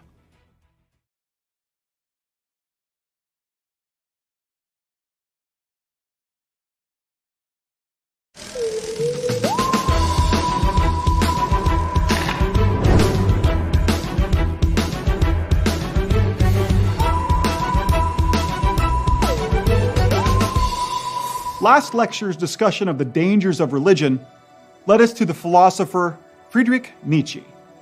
So I'd like to finish the course with an exploration of his concept of the Übermensch through one of the most famous sci-fi movies of all time, Stanley Kubrick's 2001: A Space Odyssey. Leaving behind the sequels, 2001 is simultaneously one of the most iconic, weird, and confusing science fiction films of all time. It's undoubtedly a classic, but even the most hardened sci-fi nerd can walk away from it asking themselves, what the hell just happened? It opens with what 2001 is most famous for, that iconic musical theme. Da, da, da, bum, bum, and then a view of the sun cresting over the moon and Earth from space. Then, the first act, entitled The Dawn of Man, has no dialogue. Set in the distant past, it follows a tribe of primitive apes struggling to survive. They lack proper food, are subject to predators, and must compete with a different tribe for access to a watering hole. One day, in a scene underscored by Jörg Ligeti's very unconventional piece, Requiem, the apes discover a strange black monolith outside their dwelling. They touch and marvel at it. Later, one of the apes discovers that bones can be used as weapons, and then teaches the others, first to kill and eat the boars that live near them, and then to kill the leader of the rival tribe and take charge of the watering hole. After the battle, the ape leader throws a bone into the air. And then we smash cut to an orbiting satellite in the year 2000, where humanity has made a strange discovery buried 40 feet deep on the far side of the moon. It's another monolith. We are led to suspect it was placed there by aliens, but its existence is kept secret from the public. As a team of scientists view it, Requiem plays again. They pose for a picture beside it, and then suddenly they hear a deafening high-pitched noise. Cut to 16 months later, in the year 2001, and a pair of astronauts, Dave Bowman and Frank Poole, who are escorting hibernating astronauts on a mission to Jupiter in a spaceship named Discovery 1.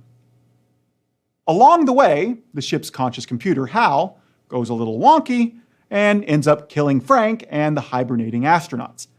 In response, Dave goes into the room that houses HAL's computer brain and robs him of all his higher mental functions, which causes a video to play where Dave learns about the monolith discovered on the moon and the true purpose of Discovery's mission. The monolith's deafening high-pitched noise was a radio signal aimed directly at Jupiter. Discovery has been sent to find out what it was sending a signal to. In the last act, entitled Beyond the Infinite, which is also without dialogue, Dave reaches Jupiter and discovers yet another monolith orbiting Jupiter along with its moons. Dave travels out to the monolith via spacepod. The camera pans up, and we are treated to a confusing tunnel of colors. He sees what are apparently exploding galaxies, maybe forming stars, some weird diamond-shaped things, and a photo-negative overview of a landscape for some reason. And then he ends up in, wait for it, a hotel room. A really nice hotel room. From inside his pod, he sees an older version of himself in the room, still inside his spacesuit. Then from inside his spacesuit, he sees an even older version of himself eating dinner. Dinner Dave sees an even older version of himself lying on his deathbed. And then Deathbed Dave points to a monolith that suddenly appears at the foot of his bed. And then, all of a sudden, in place of Dave, is a baby in a glowing orb. The opening theme plays again, and the film closes with an image of the baby looking down on Earth. See? I told you it was weird.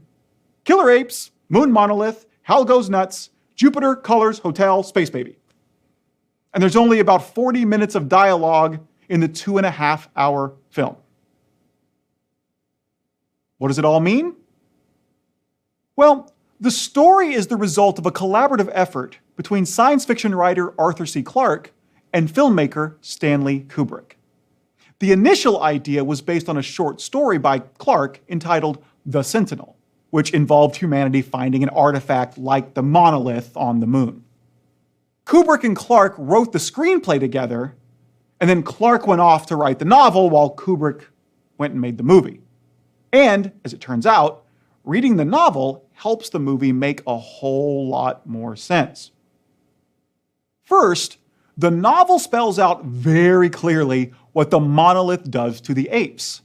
It gives them visions of spinning wheels of light, not unlike Dave's vision at the end of the film, and then actually forces them to perform specific tasks, tying knots, throwing stones at targets, etc.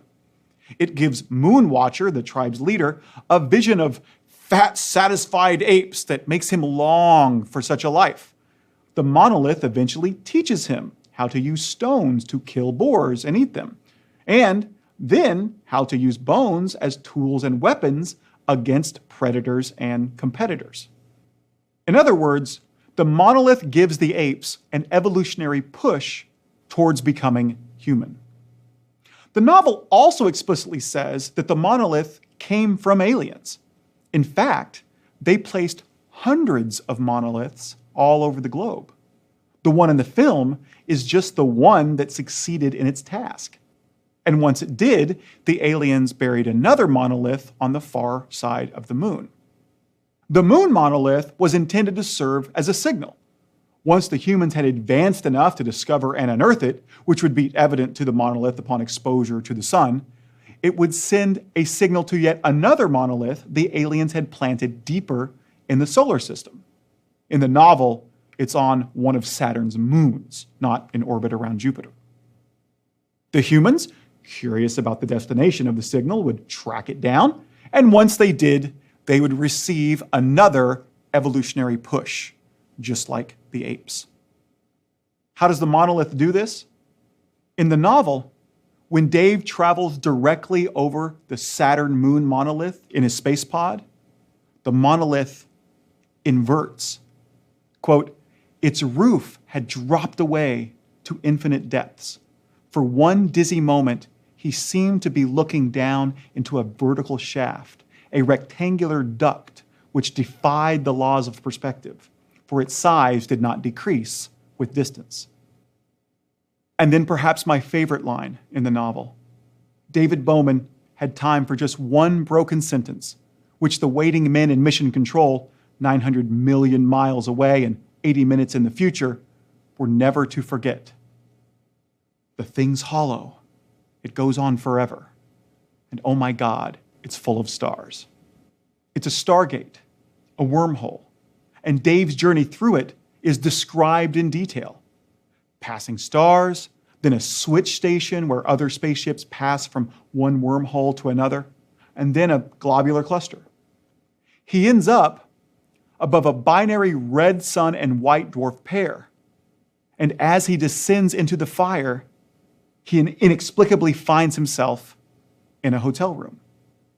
We learn that the hotel room is the mental projection of one of the aliens that built the monoliths, based on what they had seen from Earth television broadcasts. And, unlike in the movie, he does not spend ages there, but a single night, during which his memories and personhood are transferred into the Star Child. The novel makes the Star Child's power clear. Even though the hotel room disappears, exposing him directly to the red giant star, the child scarcely noticed, and he adjusted himself to the comfortable glow of his new environment. He still needed, for a little while, this shell of matter as the focus of his powers. His indestructible body was his mind's present image of itself. But for all his powers, he knew that he was still a baby. So he would remain until he had decided on a new form or had passed beyond the necessities of matter. Indeed, the novel hints that the aliens who planted the monoliths had long transcended the need for human-like bodies. In recounting how alien life would likely develop, Clark follows it from bionic to android to eventually just being a disembodied mind, which long ago men had called spirit. In a 1968 interview with Playboy, Kubrick himself admits that he thinks the universe containing such beings is possible. When the Star Child returns to Earth, he finds it on the brink of nuclear annihilation, the thing most people thought would end the species in 1968. He eliminates the world's nuclear arsenal by a sheer act of will, and then thinks the same thing that Moonwatcher did upon his evolutionary elevation. I'm not quite sure what to do next, but I will think of something. Clearly, he is only the first.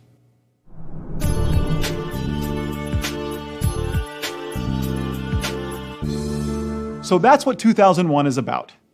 It's a story about aliens progressing life on Earth, helping apes evolve into humans, and then humans evolve into star children. Now, what has this to do with philosophy? Well, according to most reviewers, everything, especially the philosophy of Friedrich Nietzsche. Consider that opening music, which also plays during the Moonwatcher and Dave Bowman's transformations. It's not just the 2001 theme. It's actually the sunrise introduction to Richard Strauss's tone poem, Thus Spake Zarathustra, which is his musical interpretation of Nietzsche's philosophical work of the same name. Indeed, the similarities between Nietzsche's Thus Spake Zarathustra and Kubrick's 2001 make many think that Kubrick was doing the same thing as Strauss, just through a different medium. That 2001 is simply an expression on film of Kubrick's interpretation of Nietzsche's philosophy. Zarathustra is a story about a man named Zarathustra who, much like Nietzsche himself, lives secluded in the mountains pondering the depths of philosophy. After 10 years, Zarathustra descends the mountain to try to impart wisdom to the world. Although, as he discovers, his wisdom is wasted on most, he is able to recruit a few disciples upon whom he imparts his wisdom. Most of the book, then, consists of speeches made by Zarathustra to those disciples. Now, you might rightly ask, how is that similar to 2001? Well, listen to the words of Zarathustra as he addresses the first crowd he sees after coming down off the mountain. I teach you the Übermensch, the overman, the superman. Man is something that is to be surpassed. What have ye done to surpass man? All beings hitherto have created something beyond themselves. But ye want to be the ebb of that great tide and would rather go back to the beast than surpass man? What is the ape to man? A laughingstock, a thing of shame. And just the same shall man be to the Übermensch, a laughingstock, a thing of shame. Ye have made your way from the worm to man, and much within you is still worm. Once were ye apes, and even yet man is more of an ape than any of the apes. Man is a rope stretched between the animal and the Übermensch, a rope over an abyss. What is great in man is that he is a bridge and not a goal. Kubrick's 2001 depicts what seems Nietzsche was predicting through Zarathustra, the journey of the creatures of this planet from apes to men to overbeings. Indeed, in an interview with the New York Times about 2001, Kubrick paraphrased Zarathustra, saying, "Man is the missing link between primitive apes and civilized human beings. Man is really in a very unstable condition." If you Google interpretations of 2001, that's pretty much all you'll find.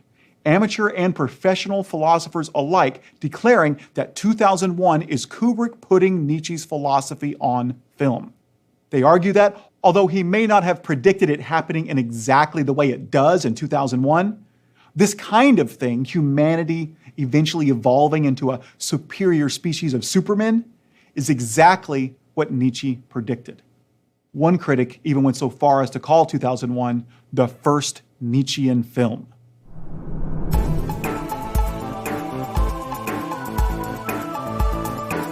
But here in my final lecture, in order to teach you a little bit more about Nietzsche, I would like to argue that this interpretation of 2001, or more specifically, this interpretation of Nietzsche, is incorrect. Now, don't get me wrong, Nietzsche's writings, and specifically Zarathustra, clearly influenced 2001. Besides what we've considered so far, there are numerous parallels. For example, Dave bringing Frank's lifeless body back to Discovery 1 reflects a scene in Zarathustra where he lugs around the dead body of a fallen tightrope walker. Nietzsche's Übermensch, like the Star Child, is even described as having childlike qualities. And in a way, given what the realization of alien life would do to religious belief, both Dave and the Übermensch's journey begin with the realization that God is dead. There are many themes and similarities to be found. I'm also not saying that 2001 doesn't represent Kubrick's interpretation of Nietzsche's work. He may very well have understood Nietzsche to have been saying that humanity is destined to evolve past its current stage of development into something grander. And he may have intended 2001 to be an expression of what he thought that would look like. But if that was Kubrick's interpretation of Nietzsche, his interpretation was incorrect. Now again, don't get me wrong, Nietzsche is a complex author, and his writings are definitely open to interpretation. And I'm not trying to say that the only legitimate way to interpret Nietzsche aligns with Nietzsche's authorial intentions. But as we discussed in the first lecture, a legitimate interpretation of any text must align with the facts of the text itself. You can't just ignore what doesn't fit with your interpretation to make it work. And the idea that humanity will eventually evolve into a new species of overmen is not an idea that can be found anywhere in Nietzsche's writing. The key to realizing this lies in understanding what Zarathustra is trying to do and what he thinks the Übermensch is. What Zarathustra is trying to do is teach the men he meets, like his disciples, how to become an Übermensch. He isn't trying to transform the entire species, and he certainly isn't predicting that it will be transformed. He is simply trying to get people to embrace his philosophy because he thinks by doing so, they can become better persons. We can actually see this when Zarathustra asks, "What have ye done to surpass man? All beings hitherto have created something beyond themselves. But ye want to be the ebb of that great tide and would rather go back to the beast than surpass man?" He is not asking what humanity has done to surpass itself. He is asking the individuals in the crowd whether they want to try to surpass what the average man is like, or whether they'd rather revert to being like animals. Why would they revert? Because, he says, animal qualities still lie within them. Ye have made your way from the worm to man, and much within you is still worm. Once were ye apes, and even yet man is more of an ape than any of the apes.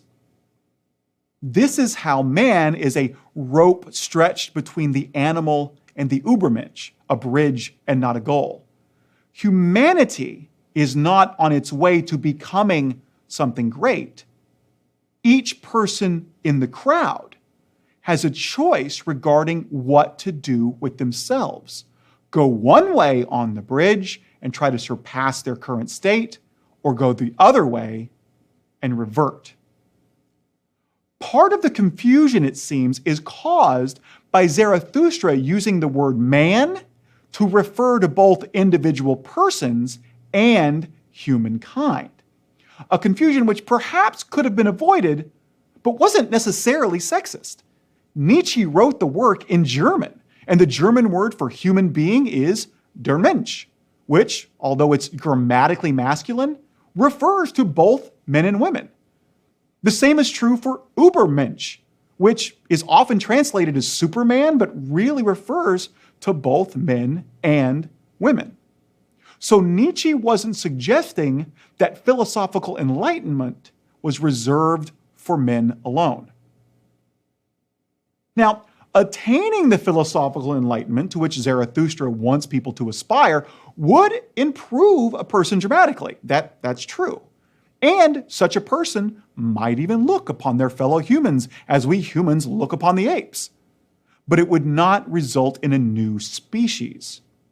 After all, it's not like philosophical enlightenment can be passed down through the genes and eventually work to fixation, nor did Zarathustra expect it to. If this enlightenment happened, it would happen now, on an individual level, to some people living today. As Nietzsche said in his essay on the advantage and disadvantage of history for life, a time will come when one will regard not masses but individuals who form a kind of bridge across the turbulent stream of becoming. These individuals do not carry forward any kind of progress but live contemporaneously with one another. No, the goal of humanity cannot lie in its end, but in its highest individuals. Now, I suppose these individuals, through teaching, could pass this enlightenment down through the years. And I suppose you could say that they would be so different that they are a new species. But that term could only be used metaphorically.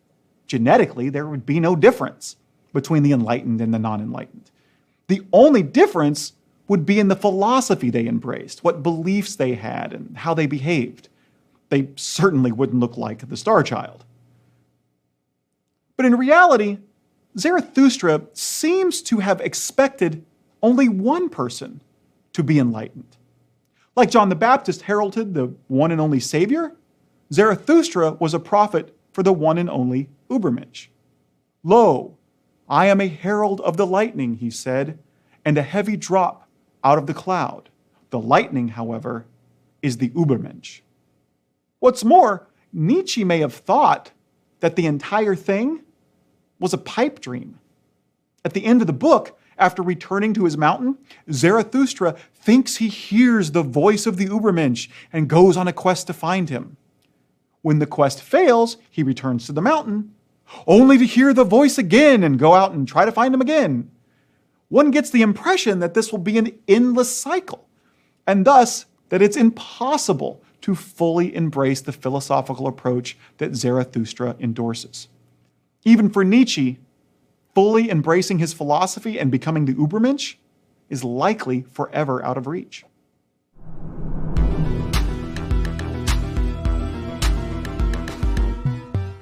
The second key in understanding why 2001 doesn't match Nietzsche's vision lies in understanding what the Übermensch was, or would be if someone attained that status.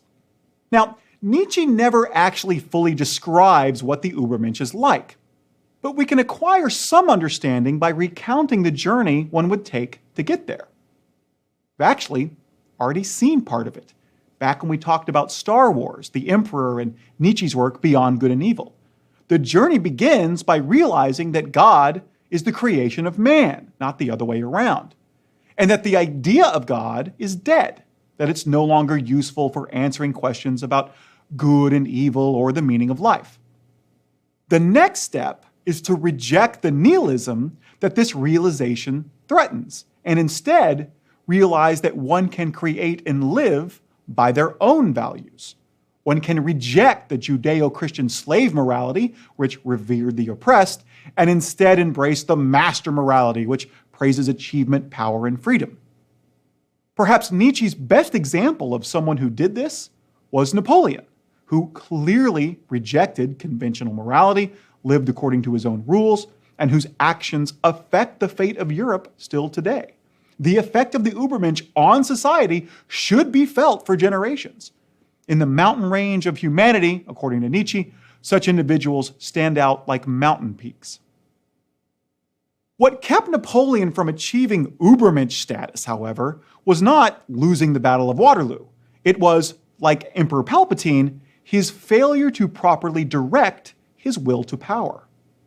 Not only did he not redirect it to the betterment of humanity, like, say, Bill Gates, but he did not use it to master himself, to overcome his base desires and reveal his true self. Indeed, one of the defining characteristics of the Übermensch is that he or she fully embraces the eternal recurrence, the idea that all of history will repeat over and over again, and thus one will live their life over and over again. Now, to be clear, neither Nietzsche nor the Übermensch necessarily thinks that the universe actually does repeat itself. But Nietzsche argues you can evaluate the worth of your life, its meaningfulness, and ultimately whether you are living it as your true self by asking yourself how you would react to learning that it does repeat itself. If you would react in horror, then you are living the wrong kind of life, one that is meaningless, and you should change your ways. But if you would react with joy, then you are doing things right. You are living the best kind of life, one that is meaningful and in line with the desires of your true self. This clearly was not true of Napoleon. So we can now see how different Nietzsche's Übermensch is from the Star Child. The Übermensch would not be the first of a new ideal species that humanity might one day become. The Übermensch would neither be the result of evolution, whether it be by natural selection or alien intervention, nor would the Übermensch be genetically superior. Now, interestingly, like the Star Child, the Übermensch might be able to rid the world of its nuclear arsenals. He or she would just not be able to do so by a sheer act of will. It would take gaining power and influence in the world, and then using them to convince or coerce all nations to eliminate their nuclear stockpiles. So, if 2001 is an expression of Kubrick's interpretation of Nietzsche, that interpretation is wrong. That's not to say that 2001 isn't a good movie. It is, it's epic. And the idea that it invokes, that humanity will one day evolve beyond itself, is enthralling. And perhaps that's simply an idea that Nietzsche inspired in Kubrick when he read Zarathustra. Or maybe humanity becoming a superior species in 2001 is just a metaphor for one individual becoming an Übermensch in the real world. If so, great. Nothing wrong with that either. But 2001 is not the first Nietzschean film in the grandiose way that people suggest. Why was this argument worth making? To guard against the idea that one can understand Nietzsche by understanding 2001. You can't. Nietzsche did not think humanity was heading towards becoming a species of supermen. This is an erroneous idea that apparently many critics and even philosophers have embraced. I certainly have not done justice to Nietzsche's entire philosophy, but I have, I think, guarded against a misunderstanding of it.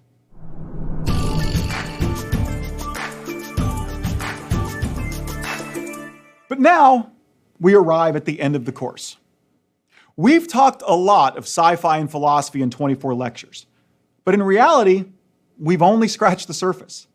For one, my approach was primarily Western, but there's tons of Japanese, Bollywood, and Russian science fiction, much of which I don't know well, but much of which is also worthy of philosophical reflection. Gary Wolfe covers the literary sci-fi in his course, How Great Science Fiction Works, but I also skipped a lot of important media science fiction. Dune, Ghostbusters, Maze Runner, District 9, Avatar, Children of Men, Minority Report, The Martian, Close Encounters, Ghost in the Shell, 12 Monkeys, The Fifth Element, RoboCop Primer, Total Recall, Blade Runner, Jurassic Park, Brazil, Doctor Strangelove, The Black Hole, and that one where the guy has the philosophical argument with the sentient nuclear bomb, Dark Star. And that's just the movies. I didn't even mention Red Dwarf, Babylon 5, Farscape, the Stargate spinoffs, The 100, Stranger Things, The Expanse, Dark Matter. I even neglected Voyager and DS9 when I talked about Star Trek. Get the idea. Lobby the great courses to let me do another 24 lectures, or maybe a course on film or television, and I'll include some of these. For now, let me close with some of the things I personally wish I could have had the time to cover. First is the Russian movie Stalker, based on the novel Roadside Picnic. It will bend your mind in half. Be prepared, it's slow as hell, but its notion of a restricted, uninhabitable zone where the laws of physics don't apply and entrance almost guarantees your death came more than 10 years before the Chernobyl disaster and its resultant uninhabitable zone. Some of the people involved in making the film even apparently died because of the toxic environment they exposed them to during production. The zone supposedly contains a room that will grant your innermost desire. But asking yourself whether you would want to enter such a room and whether the zone really contains one while you watch Stalker will leave you questioning your most basic assumptions. I also would have loved to talk about what the original Star Trek had to say about race relations. The bridge crew of the Enterprise was incredibly diverse for the 60s. It had Chekhov, a Russian, in the middle of the Cold War. And Nichelle Nichols' character, Uhura, was, at least according to Whoopi Goldberg, the first black woman on television that wasn't a nanny or maid. This was so impactful that when Nichols wanted to leave the show after the first season, Martin Luther King Jr. himself convinced her to stay. The third season episode, Plato's Stepchildren, later featured Kirk and Uhura in TV's first interracial kiss. Let That Be Your Last Battlefield, which featured a species of bicolor aliens that destroyed itself in a race war, perhaps had the biggest impact on me as a child growing up in Oklahoma. In one scene, one of the aliens tries to explain the difference between the races of his species and why he hates them. He and his race is black on the right side, while the alien he's chasing is white on the right side. Kirk and Spock stare at him like that's the stupidest thing they've ever heard. I would have also liked to talk a bit more about animated sci-fi comedy, like Futurama. Although we briefly covered a couple of episodes, we could have done much more. We could have used The Problem with Poplars to talk about vegetarianism, or Proposition Infinity to talk about marriage rights. It's a virtual philosophical treasure trove. Perhaps my favorite is Godfellas, where Bender, the robot, is ejected into space and a race of tiny beings live on him and treat him as a god. It raises serious philosophical questions about organized religion, the existence of God, and the point of petitionary prayer. And then there's Rick and Morty, a kind of irreverent, uncouth, animated Back to the Future where Doc has an alternate universe gun instead of a time machine and is a raging alcoholic. It constantly asks us to laugh at humanity's insignificance and the absurdity and meaninglessness of life. As Morty puts it, nobody exists on purpose, nobody belongs anywhere, everybody's gonna die. Come watch TV. Rick and Morty could take up a whole course. And speaking of the meaning of life, how could I have skipped The Hitchhiker's Guide to the Galaxy, which entirely focuses on the question of life, the universe, and everything? Don't panic. The reason I excluded it is because I ended the big questions of philosophy with a lecture on the meaning of life that uses Hitchhiker's Guide as a backdrop. Indeed, the entire course kind of just sets up that lecture. So if you're curious, go check it out. In the meantime, I hope you had fun, but I also hope you learned the value of science fiction and the importance of philosophy. I hope the course made you uncomfortable at times by challenging your beliefs, but also taught you how critical it is to have true and informed beliefs about the important topics. And most of all, I hope that I've inspired you to continue to look for the truth on all matters, no matter how hard the quest may seem. As Mr. Spock taught us, logic is the beginning of wisdom, not the end. Live long and prosper.